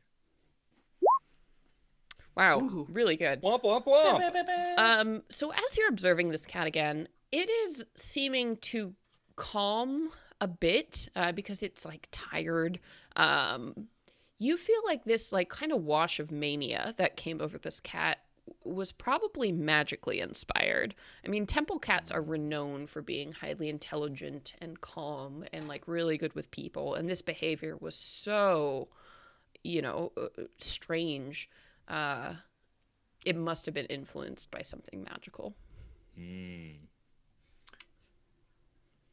Methinks that stone we're after. That could be it. It has some magic. Who knows what? Yes. 500 to 250 to 500 gold pieces says yes, there is magic. All right. Chanza would Cat was relay. acting all of like that. a ferocious tiger's eye. Tiger. Odd. Isn't it? Wow. All right. I'm just thinking of Street Fighter. Sorry. Well, shall we continue along our path Yes, to Heath's place. Right. to festering Heths? Heth's. All right. I wanted Heath Ledger. I got Heth. You got Heth. You got festering Heth. Ooh. So you make your way along the streets, following the directions once again, and very quickly you find yourself outside the place you would recognize here. So as you're standing on, I've switched you all over to this map, you can see this kind of intersection that you're at here. There is a very large building that goes up about 20 feet, and then you see like a ruined ship mast that has been like perched on top of this building, and there's a circular structure that has multiple floors that is built around this mast. So it's suspended like way up in the air. You see just one very perilous like metal ladder to get towards the base floor of this place here. And as you were walking up, you see there are some people moving about the streets, but there's really only one kind of vendor who's set up like shop on this corner here, and you see it's like a pet emporium store. And there is a person who is just moving about some display cages in the front that have an array of colorful birds. That whose chicken we stole? I don't know. I don't think she would have chickens. Excellent, then. It's a pet store. Chickens can be pets. Yeah, so what are you all doing at this point? You said that to get into Heth's place, they have to climb the ladder? Yeah, so essentially there appears like you would have to climb up a 20-foot building somehow. And then on top of the 20-foot building is one thin, precarious ladder that leads about 20 more feet up in the air towards like a circular balcony area that's represented by these dotted lines. So it's not going to be easy getting up there. Right. I guess before we go up, let's stop at the pet vendor and ask if perchance he's seen a rat folk around Rahid. And yeah, so you want to walk up to this this pet? Yeah. I'll give it another go. Hail I'll from- guidance myself before I go up there. Whew. You can do it, sister. Be confident. Okay. You used to be a sorcerer. Here's some aren't you? snacks in case you need them. Everybody loves them. All right, let me just... Chanzo, when I get back, we actually have to talk about the immense debt that we're in about because we keep buying snacks, but that's for a later time. We'll be able to pay it Crippling off after the generational job. gap. Debt. Yes, the snack crisis we all are experiencing. Let me just there it is. Okay. All right. So you walk up to this woman who, she's a human woman, maybe in her late 30s, and she's currently like switching out a nectar feeders for some of her birds. And you come up and she's like, "Oh, hey, how can I help you? You looking for a companion today?" Oh, no, actually, we were just wondering if maybe you've seen a man named Rahid. He's a rat folk. Maybe he's been around here recently. Oh, yeah. Rahid, I think he works a lot with Heth, neighbor just across the way. She like points up at the weird building hanging in the sky. Okay. Well, have you seen maybe, anything weird happening around Rahid? Anything strange with some kitty cats or maybe scared birds? You got a lot of birds there. Yeah, I mean, well, nothing. I honestly don't know too much about Rahid. I think they just do business sometimes. But he's kind of weird. Heth the other day, he came down here and he bought. Had a juvenile, panther.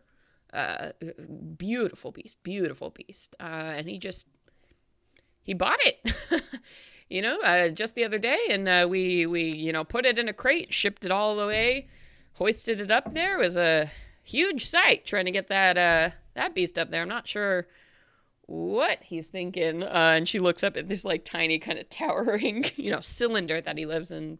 He's never seemed to like the animals much before, but I don't know. Maybe he's turned a new leaf. He could use some friendship. Sort of a odd character, up there with his alchemy or whatever he does. Okay. Well, I mean, I guess it's like living in a big cat tree, so maybe the cat's really happy. I hope so. I hope the best for my animals, but, at the end of the day, if somebody offers that much coin, it's hard to say no. How much coin did he offer? It was quite substantial. I mean, this was a panther of trainable age. I mean, that's not cheap. Oh, okay. Well, thank you very much. Yeah, of course. Well, you let me know if you want to buy anything. I've got you sort of look like I've got some hummingbirds. Maybe one of them, or some of those really intelligent, some honeybees. She like looks at your rat nest on the back of your head. She's like, just think about it. Got some grasshoppers. They're good luck. And you see Riki bite her bottom lip and think about their other crippling debt based on pets that she's had and let free within a day. I'll be back. Oh yeah, and there's like a big, tropical bird in the cage that's just looking at you like, please take me with you. It's like they You're know here you're every a day, druid. right? Every day? Oh yeah. No, I've been running this shop here 3 years now. So right here on the corner. Send your friends. I'll see you tomorrow. She walks off. All right, bye. Hey guys. Okay, so apparently Heth bought a big trainable age jaguar. So based on the other angry cat we've seen, we should probably be on our guard when we climb up to go see the guy. He seems lonely if he's buying a cat that large. Kind of like the bigger the cat. I don't know how we're gonna get a barrel all the way up that tiny ladder. Especially for a panther. Well, maybe She's like trying to measure. We don't know. You still got that net though, right? You grabbed that before we left? Uh-oh. Oh, shoot. I'll say you can have taken the net. I'm not going to take that away from you. All right. Alright. So if you want to climb up, it is like a 20-foot upwards to the building. You don't, on this like small building here, you don't actually see any doors or anything on this side. So it might be like just a storage facility that somebody has. So how are you getting 20 feet up to get to this rickety little ladder? There's nothing stacked on the side of the building or anything? If you walk around, I'm sure there are some crates or garbage or something that you can climb up a bit. Is there a door on one of the other sides of the building? I think on the back side where there is a river, there's like a big one of those doors that you kind of pull open that has a couple thick chains and padlocks on it. Bother. Would there be any way, perchance, since this is a wooden building, I actually have natural weapons in the forms of claws and fangs. Oh, yeah. Is there a way that I can try to climb up this and lower a hemp rope? I have 50 feet. Sure. For my companions. I would give you definitely advantage on the side of this building. I think using your claws and like toenails, you can just scurry up. This doesn't seem like it's a remarkably affluent place to be, so I don't really mind. I don't think people in this area are going to take too much notice. Look at those Wow, three natural 20s in a row. What is going on? Every time, JB. you remember when I played Roland, I was like, I'm so sorry. I don't know what I'm running. Roll 20 It's the left. voices whenever I hurt myself. You're I roll charming the high. dice. They're charmed by you. Yeah, so you jump up this building easily and can throw down a rope. So if you all want to take some time just climbing up, you can certainly do so. And you do see that there is this rickety little like metal ladder that goes 20 feet up in the air. It's very precariously bolted onto the roof of this place and the overhang up above. But you can do it. So I'll basically just wrap the rope around me and then cinch it off on one end and throw the rest down and kind of heave people up so that they can start climbing the ladder. All right. You do so. It sucks. As you're making your way up, it's weird and cold and hard to do as you are making your way up. But you do eventually manage to cluster around this little overhang here. And I will say you all can actually, let me move your tokens, as you come to this map here. Whoop. Whoop. Yeah. So you all cluster around the base of this kind of balcony level. There is a door that appears to have a lock on it of this circular building that you can tell is probably multiple stories. Avi takes out a hand axe and goes, "Ha! Unlock!" and is going to chop it. I'm just gonna say that works. This is a very, all of the security was put into apparently building this building way above the ground. So you chop through and you just hear this, "Oh my God! Oh my God!" From the other side, as you can all step into this very cramped little room here. To like put you all in here. It's so small. I didn't know you knew knock. Wow, you're a really talented spellcaster. It's an ancient spell passed down from tribe to tribe. Yes, since the beginning. So you find yourselves in a cramped, like, little laboratory room. The stench of chemicals is almost overwhelming in this space. You do see a bunch of alchemist supplies that have been stacked up on shelves and all these different areas here. You also see that in the very center, that ship's mast keeps going up through the roof, so you could climb up to another level that you can only see, the slightest indications of above. And crouched kind of in one corner, you see another of these rat folk who he is just shocked. He has dropped a vial and he's looking at you all like, "Oh my God!" And then in one corner of the room, there's a very large cage that has like a panther, not a puppy, kitten, but a little bit larger, a very large young panther Adolescent panther that is sitting, with its head on its paws, kind of staring at you all. He's like, whoa, what are you trying to rob me? We are here to take a tiger's eye stone to see if you have money for Nisor and to free that panther. Oh my God, We're actually looking for Rahid. Are you Rahid?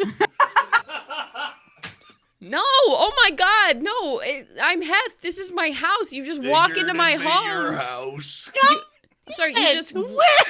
You walk into my home. You start accusing me of things. What are you? No, I'm Heth. I live here. I make potions here. What? I'm sorry. Then what? Tell me, where is Rahid? I have no idea who Rahid is or what you're doing here. You just broke my door. Lying. If you want to roll an insight check. Yeah. I didn't. Yeah, I'm laughing. Oh yeah, Karduk, yeah, you are just like, this guy is a mess. This situation is a mess. You're not sure who's telling the truth or not. This is just 16. With a 16, I mean, he is clearly freaked out, clearly frightened. Maybe not telling you the whole truth, but can you blame him? No.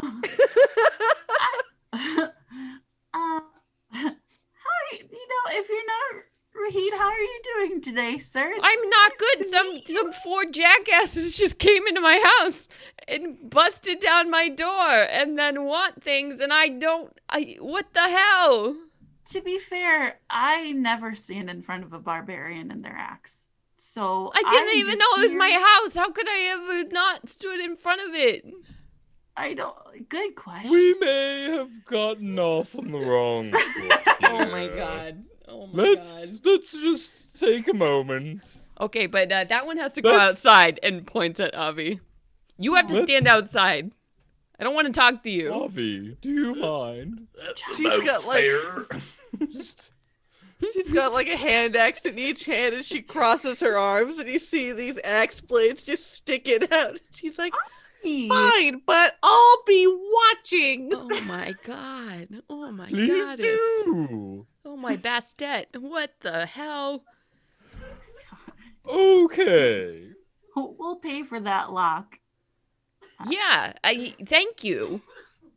How much was it? It was like I don't know, like a 10 silver. What are you doing? You Yes, climb all the way up so- here unannounced. What do you want? So let's take a beat. Let's have a cookie, everyone. I would love a cookie. Enjoy.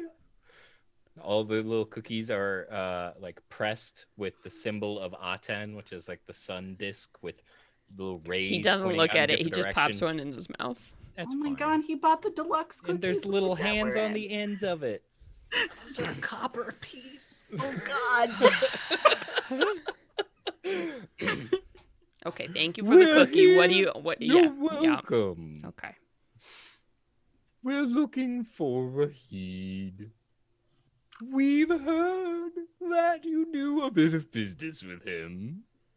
And so, if you could point us in his direction, we'd appreciate it. Okay. All right. Maybe I wasn't being totally honest with you before. I do know who Rahid is. I have done some business with Rahid before. He came in here, the other day, and he tried to sell me some kind of stone, and he wanted too much money for it. And I said, no, thank you, sir. And he went on his way, and that's the last I've seen of him. Yes, the stone. Yeah, it was some big green thing. You hear- Perfect. You hear Avi call from outside. I told you. Yes, yes. Hey, Avi, quiet when I out get there. We're gonna talk about the crippling debt we're in because of all the doors and locks you've broken. God. So that's it. That's all I know about Rahid. Anything else? Or are you gonna Where leave? can we find him, though? I don't know. It's not my problem. Insight. I Okay. would like to make an insight check. on Sure. that. Go I ahead guidance and roll. you in the butt. Guidance. All right. So with guidance 18. Oh, that's an 18. Okay. Now that things have calmed down, you can clearly tell that this man is lying to you about pretty much everything he has just said.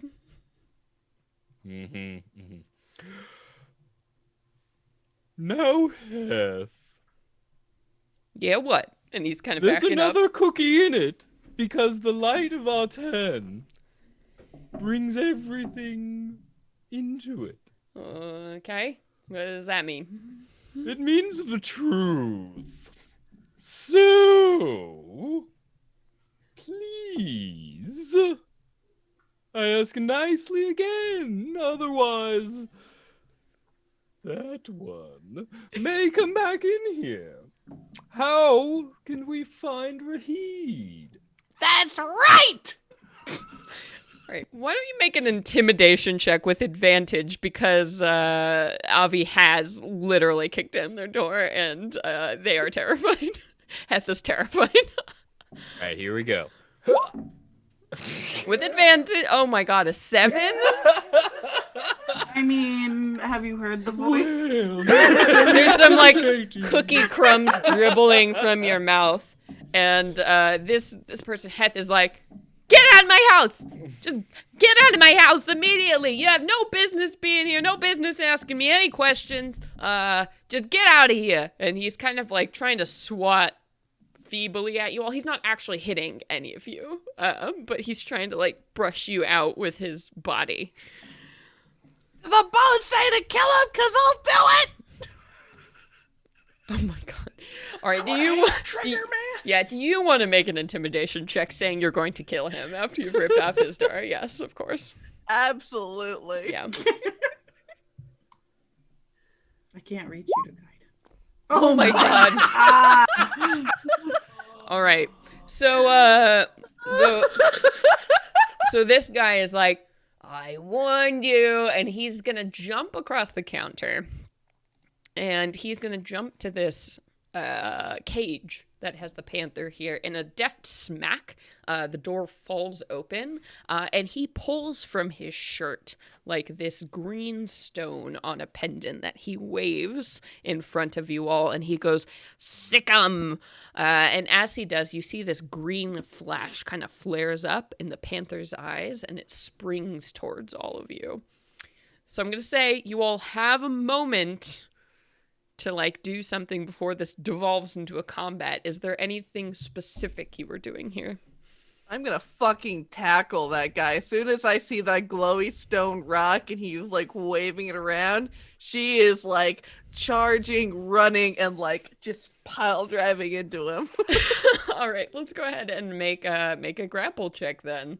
Oh my god, what is this guy even? Is he just a commoner? Yeah. 15. All right. Let's see how we do here. Oh, I don't think this is... Oh, no, he has some armor secretly under there. What the fuck? So this guy, he like you try and tackle him, and he just like smashes out with the cage door at this point, and just like throws you off of him, and kind of like scuttles down and is crawling behind like a counter trying to get away. JB, you had a finger up. Blah, blah, blah, blah. Yeah, to celebrate DM 20. Blah, blah, blah, blah. Blah, blah, blah. All right, I think this has devolved into initiative. Oh, Chanza. Oh, yeah. Yeah, as Avi went to tackle Heth, Chanza would have gone for the door of the cage to try and just throw his body in front of the door so it couldn't open up. Okay, I'll give you that one right before we get into initiative. Go ahead and make me an athletics or an acrobatics. Kind of throw yourself in the way of harm here. All right, come on, athletics. Oh, damn. All right. Yeah. There we are. All right, so I'll say... Ooh. Okay. Well, Kardik, that would have been another natural 20. What the heck? So Is that 4 in a row? Did you hack roll 20? yeah, that's 4 in a row, Oh, JB. no. What I are failed you? the insight, so we're reset. Okay. Oh, okay. All right. Sure. So Paul, I will say you can throw your body in front of the cage, but the price is going to be that I'm gonna get an attack against you right now. Are you still gonna go ahead and do that? Yeah. Okay. Yeah. Look at you, you big damn hero. All right. The light of Arton will protect. Oh, look at my panther. Rawr. Hang on. I can show you all the handout. If you've never seen what a panther looks like. I haven't seen what this panther looks like. Look at this cutie. It's like Oh, a he friend, but with angry. knives. Yeah, he's really angry. Knife fingies. Oh, it's like when you pet your cat too many times. Here we go. The murder mittens out. All right, so it is going to claw you, which is only a d4 plus 2 slashing damage. That's going to be 6 slashing damage, as you do throw your body into the way of this cage, blocking it from opening up, but this panther gets just a sick, like, rip across your body, batting from the cage here. How are you doing after 6? That was 6. Yeah. Not great. Level 1. It didn't even... It just got a free hit? Yeah. That was the choice I gave you. Sorry, I thought it was still going to have to make an attack roll. But no. anyway, yeah, it's all good. Because I'm you're fine. like I'm wooden fine. bars, it's like, your whole body is in front of it. But I will say this stops the combat from happening because you have like blocked in this panther. And you just, set Heth here is like, no, get him. And he's waving the stone around. And, the green flash keeps happening with the panther, but it's struggling to get out of this cage in response here. So what are you all doing? Get him. Get the stone! Yeah. I think all the rest of you, you can tackle this guy at once. Like he I was doesn't. just gonna say, Karduk, you would not actually be able to see his eyelids. His eyes are so open, and he just has this giant axe up over his head. Drop the fucking stone! Yeah. And he does. He throws it. He's like, fine. Oh my God, don't kill me. Okay. You want Rahid? That's fine. He's upstairs. He's upstairs in the attic. He's in a bag. That's where he is. If you want him, you can have the stone, whatever. Just leave. All right? Just leave me alive. Why is he in a bag? Well, because he didn't want to give me the stone. So I had to put him in a bag. That's good work. Slap him on the shoulder. Ow. Like you did good. Now that the stone is taken, has the panther calmed down? So who is taking the stone out of curiosity? Karduk. All right. So Karduk, yeah, as you take the stone, it is out of his I was hands. signaling not me. Oh. Yes, Oh, take you it. had I'll take initiative. it. It's fine. Got it! Kanza, yeah, whoever. Okay, so Avi has it? Mhm. Okay. Yep. So the minute Avi takes the stone away, you see the panther, that glowing effect stops, and the panther kind of shakes its head from side to side, and it kind of starts drooling and like looking around and just seems really confused. And I would say even Riki and Shanza, you both have like suddenly a very uneasy feeling. It doesn't affect you the same way it affects like true cats, but something, you just feel really uncomfortable. Can I roll like Arcana or something? Sure. Nope. You're like, oh, yeah, something just feels weird. It's like the minute that stone changed hands, something. No way. Even if Avi puts it away, the feeling doesn't really go away. And you see the panther's really just wigging out. Is it aggressively wigging out? Yeah, or- it's very similar to what happened or what the behavior you saw with the temple cat. Hmm. Do you mind if I see that, Avi? Here, take it.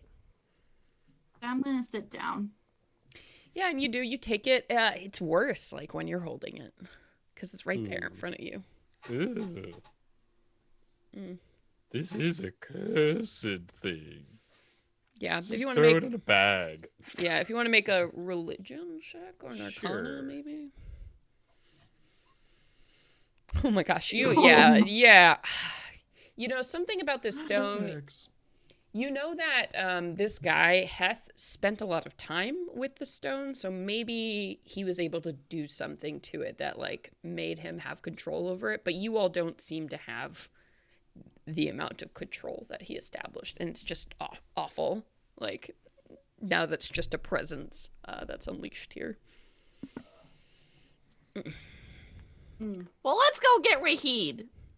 Yeah, whatever. And Heth is just sitting down. You see he quickly goes over and like puts a big like lock around the panther cage here. I'll say kind of quietly. I still want to be in front of Heth because I have questions for him. But I'll kind of say over my shoulder, We weren't actually sent to get him at all, just find the stone. In case that changes your mind about anything. Oh, yeah. We don't need that guy. He did owe the other one money. Oh, Does he have any money? She looks at. We can drag him back to the construction site. No, he definitely He's does. already in a bag. He definitely does not have any money on him. No, he wanted like a ridiculous amount of money for this stone, and then I was like, "You fool! We're in the city of cats. This stone could, is worth it." And he didn't agree, so he's in the bag. As simple as that. No, I thought you were just a lonely guy, but you're kind of a dick. Hey, I'm doing what I can to survive. And you come in here and you break my door and you judge me? You break my door, you take my stone and you judge me? No. Yeah, I do. And I'm not paying for that lock no more. You know what? Fine. Whatever. Just get out of here. Take Rahid if you want him. Types to hold up the sky. Yeah, you Will either take not be- Rahid or I feed him to my panther. My stupid Will not panther be that now I can't do murdering anything you with. Today. It's okay.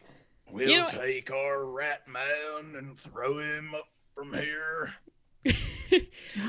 You know what? I don't even think that you should have this panther, and I'm calling protective services. You know, do whatever you want. Oh, I It's will. not my business. Sure. Whatever. Protective Services.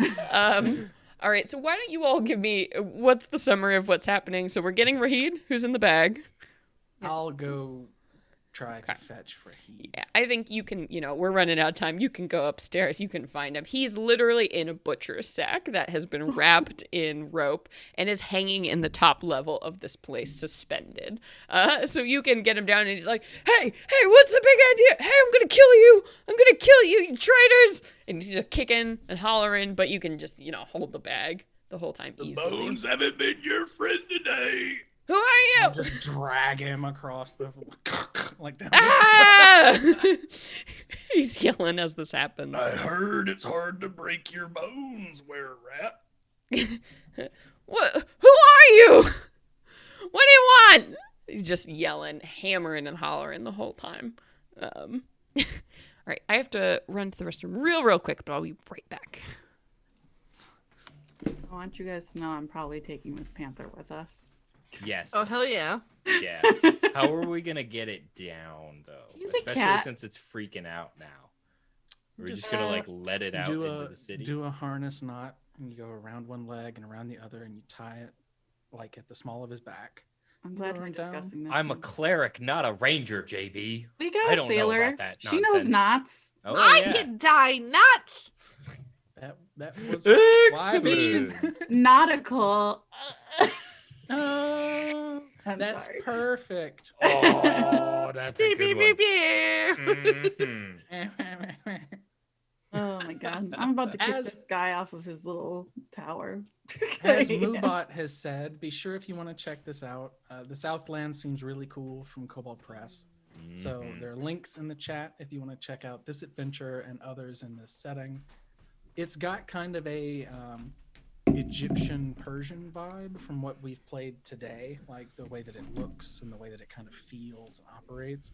But of course, Celeste injected a little bit of like Boston, which makes it even better. So be sure to go check that out Egyptian with Kobold Boston. Press. Oh yes, Egyptian Boston. Yep, that's my my specialty. All right. So are we taking the panther as well? No, we're gonna figure this out. All right. What are you doing with this angry panther? Do you have some druid magic you're pulling out, or are you doing the best you can with kind of a cage leash system? We have the best kind of magic there is, along with druid magic, Snacks? which is snack magic. Yeah, see, snack magic. Snacks. A combination of snacks, knots, and druid magic. Right. So I will say it is a miserable time, but you are able to make it work. Trying to get this little baby panther like down this 20-foot ladder, a 20-foot building, down to the ground, but you can drag it with you. And the whole time, the stone seems to be just agitating this creature as you were moving along here. But you fight your way out of this street here, and you drop enough Rahid with the his debt collector. Yeah, he seems Yeah, like a with good guy. Nasur. He didn't have no money, but here he is himself. Yeah. Kind of roll him over there. Oh yeah, and Nasor's just like, what? Oh, thank you. I will make sure he goes to prison and stops hurting people like this. Thank you. Thank you so much. It's such Anytime. a strange thing, just free kindness. The light of Arton extends to everyone. Yeah, well, let me give you some, and he each gives you each 5 gold pieces. Just very thank you. easily from a purse that he had on his person. He's like, oh gosh. I Thank kind you. of shake them and drop them into Riki's hand. My 5 gold pieces. That'll buy you quite a few bees, I wager. Yeah, best to save the bees before handling the debt collectors. I agree. I mean, that's going to be a lasting impact on the world. True enough. All right. So after dropping off your prisoner, you continue your way outside of the perfume district as you were instructed to do so by both parties. And as you are exiting, you come across a very specific plaza, which is the entrance and exit to the perfume district. It's called the Lions Plaza, named so because of all the statues and fountains of lions, but also the fact that they keep live lions in these cages in this plaza here. And these lions are fed and groomed and cared for by a lot of the city priests here. So as you walk into this plaza, the Square of Lions, you see a whole bunch of people are outside. You step out of this alleyway, and on one side of this plaza, you see Henna, the woman who originally hired you for this mission. And up on the roofs by her, you see two other catfolk that are kind of shrouded and hooded and have crossbows leveled down at the plaza here. And on the far side, you see Hakan. Has kind of waddled out here, and you see a bunch of his kobolds are flanking him. And they seem to be yelling obscenities at each other, and as all of you step out of this alleyway, they both turn towards you. And Henna says, "Well, good. You've managed to get the eye then handed over as per our agreement." And then Hakan is like, "You think they're gonna trust you?" They're working for me, sweetheart. Come on, hand over the eye. Now. Both of you seem pretty sus, if you ask me. What we're gonna do. You promised us 500 gold. I'll come over to you, and I will count that gold in front of you. And you, as she points to Karduk, you're gonna count Haken's gold, and make sure he's got the 250. And if whoever's got the higher bid is gonna get the stone. You got it? And both Henna and Hakan have fallen silent and kind of look at each other and then look at all of you. And Henna's like, "Well, I'm terribly sorry to tell you, my dears. I was never intending to pay you a single bit of gold." And Hakan was like, "Neither was I. Sorry, you think you can take us?" And they look at like their backup on each side. Come on, save your lives and hand over the eye to someone. And if you give it to me, I'll make sure you walk out of here alive. And Henna's like, "I can do the same, and I'm much more trustworthy than that fat little knoll." Bobby shrugs, and she's like, "I really think we should take this back to the temple if it controls cats. I mean, Priestess of Cat God probably wants that." And Henna's like, "No, you must give me it. It belongs to me." And Hakan says, "I really don't care who has it. I just don't want her to have it." But hand it over. Well, if you don't care, then why don't you handle her while we go take this to the temple? Oh, no. I want it.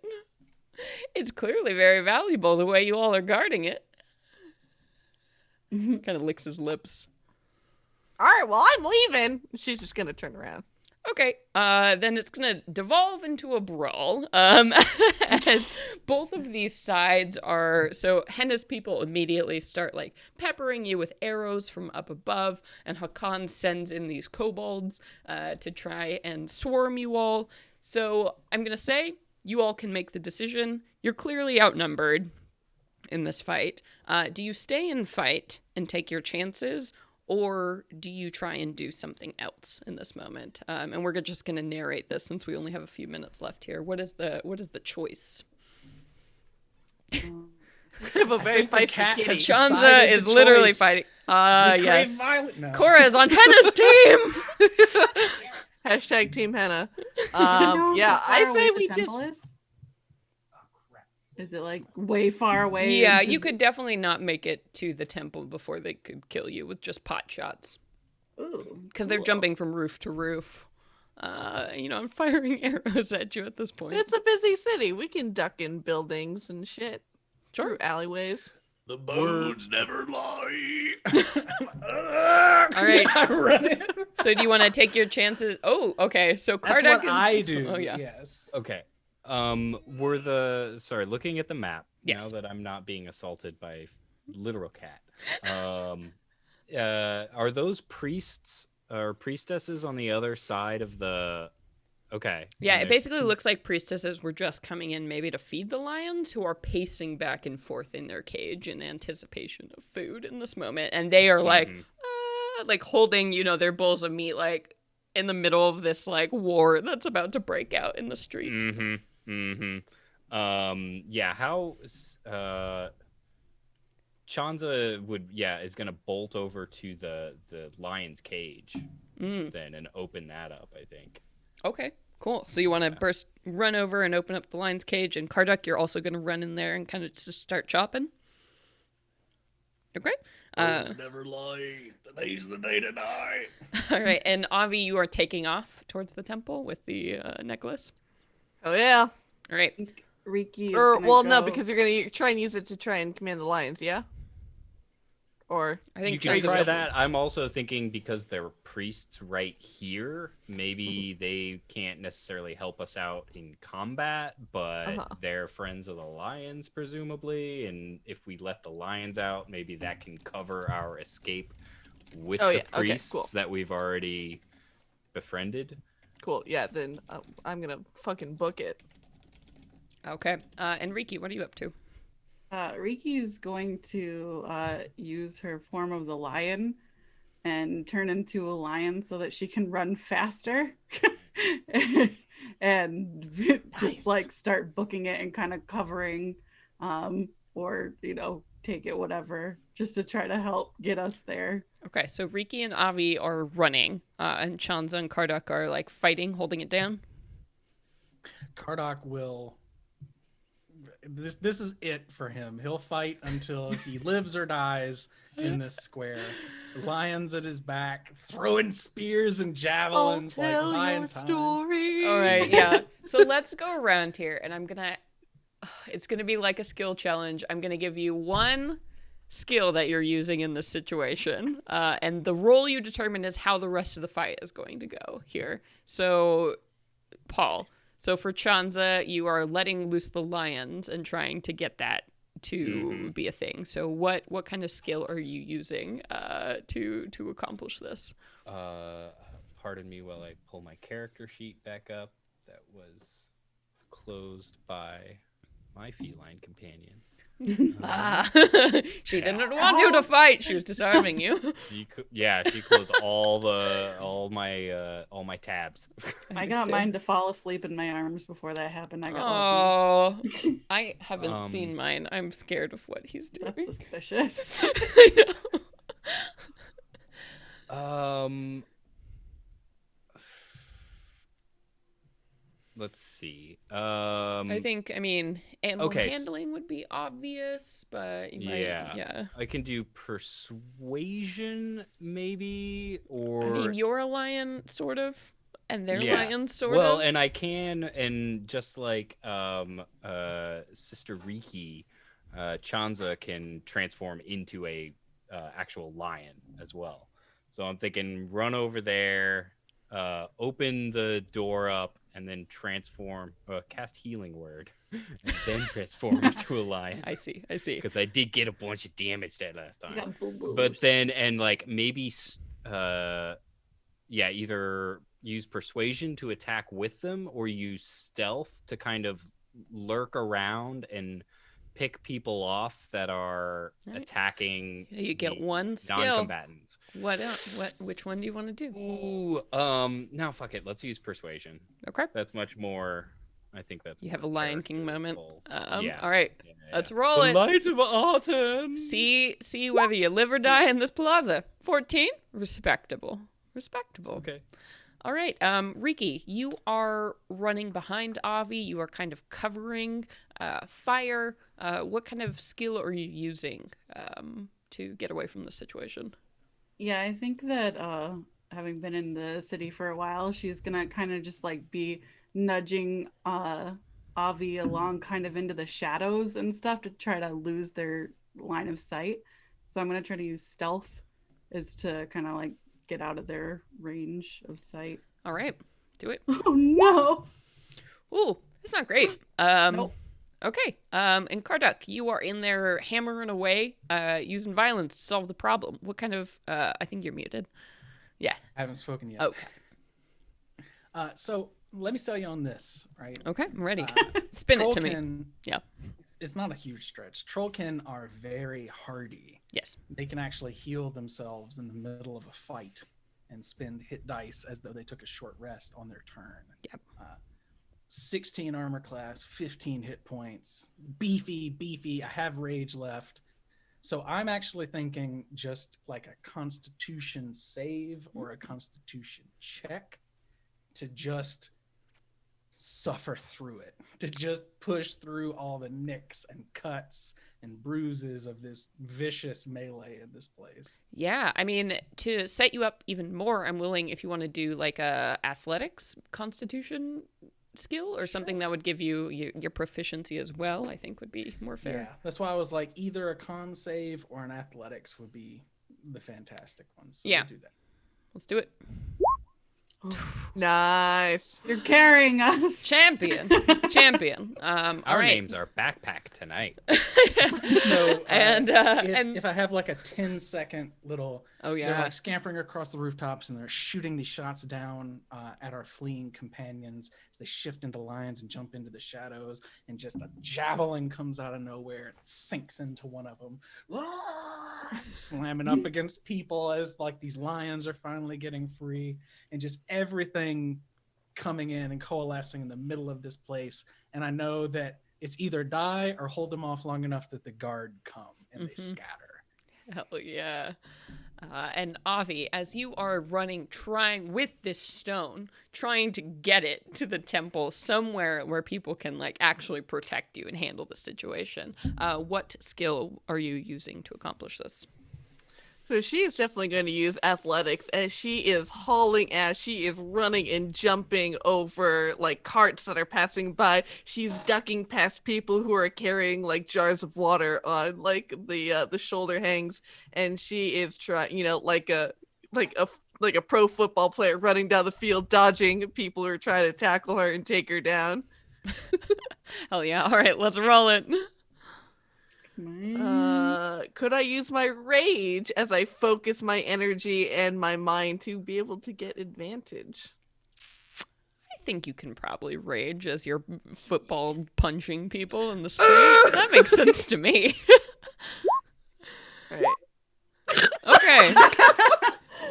12! So, Above average. so team running away is not doing super, but team in the plaza is doing pretty well. So I think this is what happens. So, Chanza, you get over there, you unhook these cages, you transform, and these lions, they are so hungry.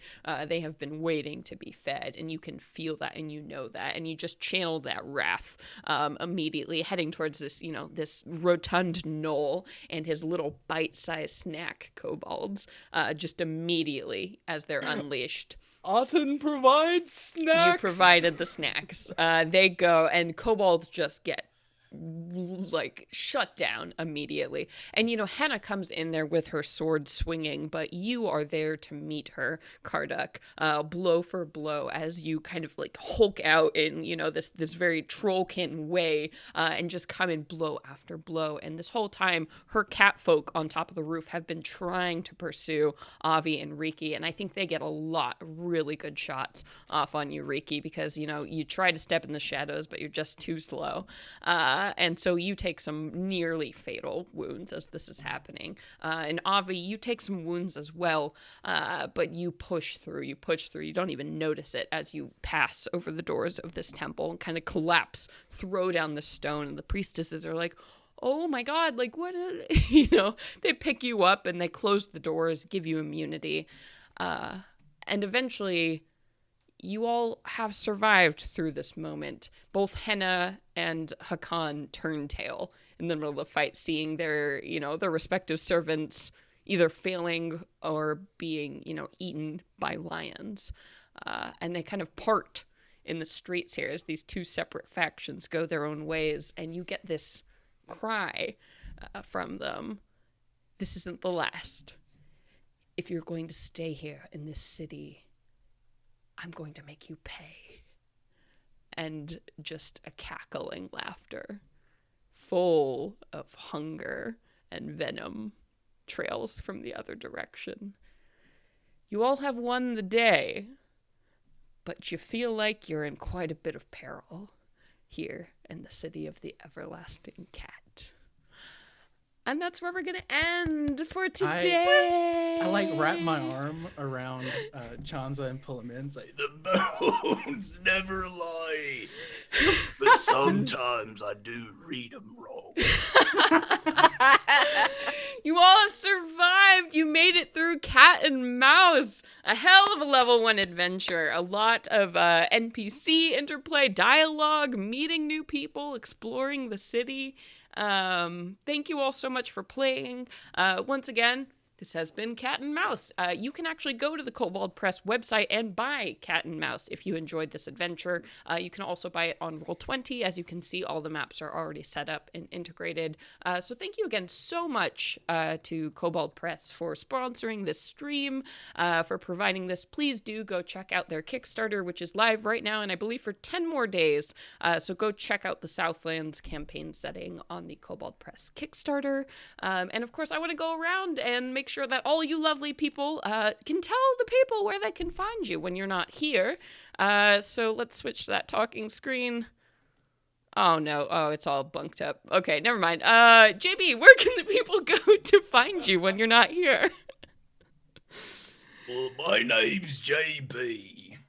thanks, everyone. We had like 40-something people in the thank chat at one point you. today. All Great the raids. Yay! Fantastic raids. Thank you all.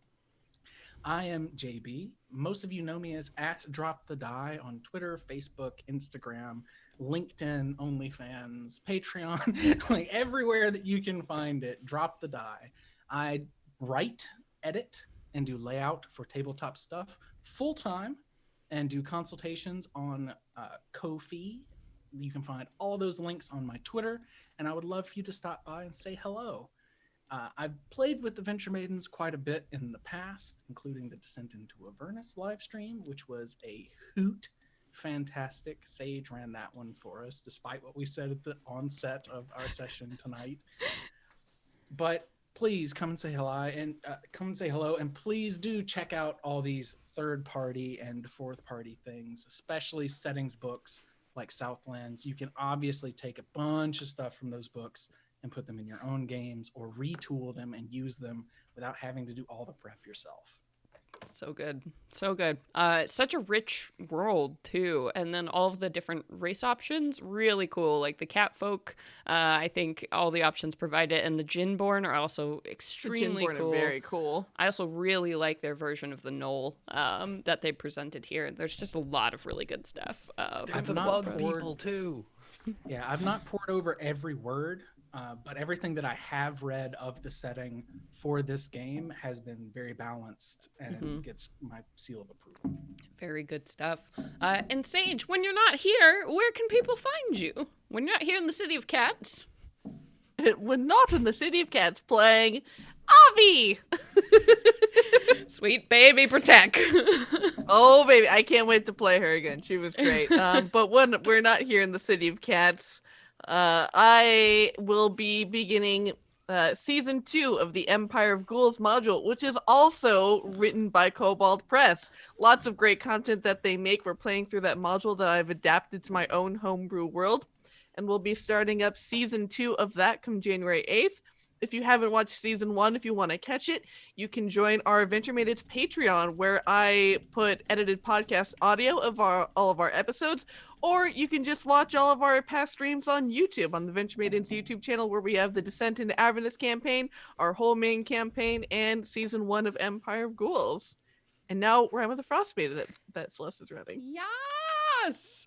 So much content. And Paul, when you're not here in the City of Cats, in the Perfume District, where can people find you? When not wandering the perfume district, handing out snacks to strangers, I can be found on Twitter at Paul_Harpering. I am a voice actor that can be heard at the beginning of every episode of the Venture Maidens as the voice of the narrator. You can also hear me on the Curse of Lords podcast at Curse of Lords on Twitter. And that's where I am mostly. Heck yeah. And Katie, where can people go to find you? Hi, when I'm not here with cat hair in my eye, Yay. you can find me every Wednesday playing either Rhyme of the Frost Maiden or our main campaign. You can find me on Twitter at lazy_mermaiden, which has a link to my Etsy store, where I make pins and jewelry that are inspired by D&D. So you can check that out if you like. If you are seeing people later for Christmas, order now. Order immediately. Order right now, and then give it to them late. Order it right now and pray. Yeah, and pray. Just, oh my. I'm pray so to a ton. sick of Give in snacks. transit arriving late. That's all I've been seeing lately. Yep. And my name is Celeste Conowich. I've been your dungeon master this evening. If you want to keep up with all of the things I am writing, producing, podcasting, streaming, please do follow me on Twitter at cconowich. You can usually check me out here Wednesdays, DMing, of course, the Venture Maidens main campaign and Rhyme of the Frost Maiden. We're going to be back for episode 2 of that on the 30th. That is the next time we're streaming on this channel, since we're taking a little holiday break. We won't be here tomorrow. But yeah, I'm a full-time D&D designer. Latest stuff, I work with Kobold Press a lot. I'm so grateful that they were able to sponsor the stream. You can check out all my bear-themed honey items in the latest issue of Kobold Press's Warlock series, all about bear folk. If you want to get sticky, I recommend that. Hashtag get sticky. Hashtag get sticky. Thank you. Once again, please do check out Cat and Mouse and the Southlands Kickstarter. Thank you all so much for joining us. And until next time, me out. Is that what should we say? Meow. The cats. Meow meow meow. Meow meow meow. Okay. Until next time. Meow meow meow.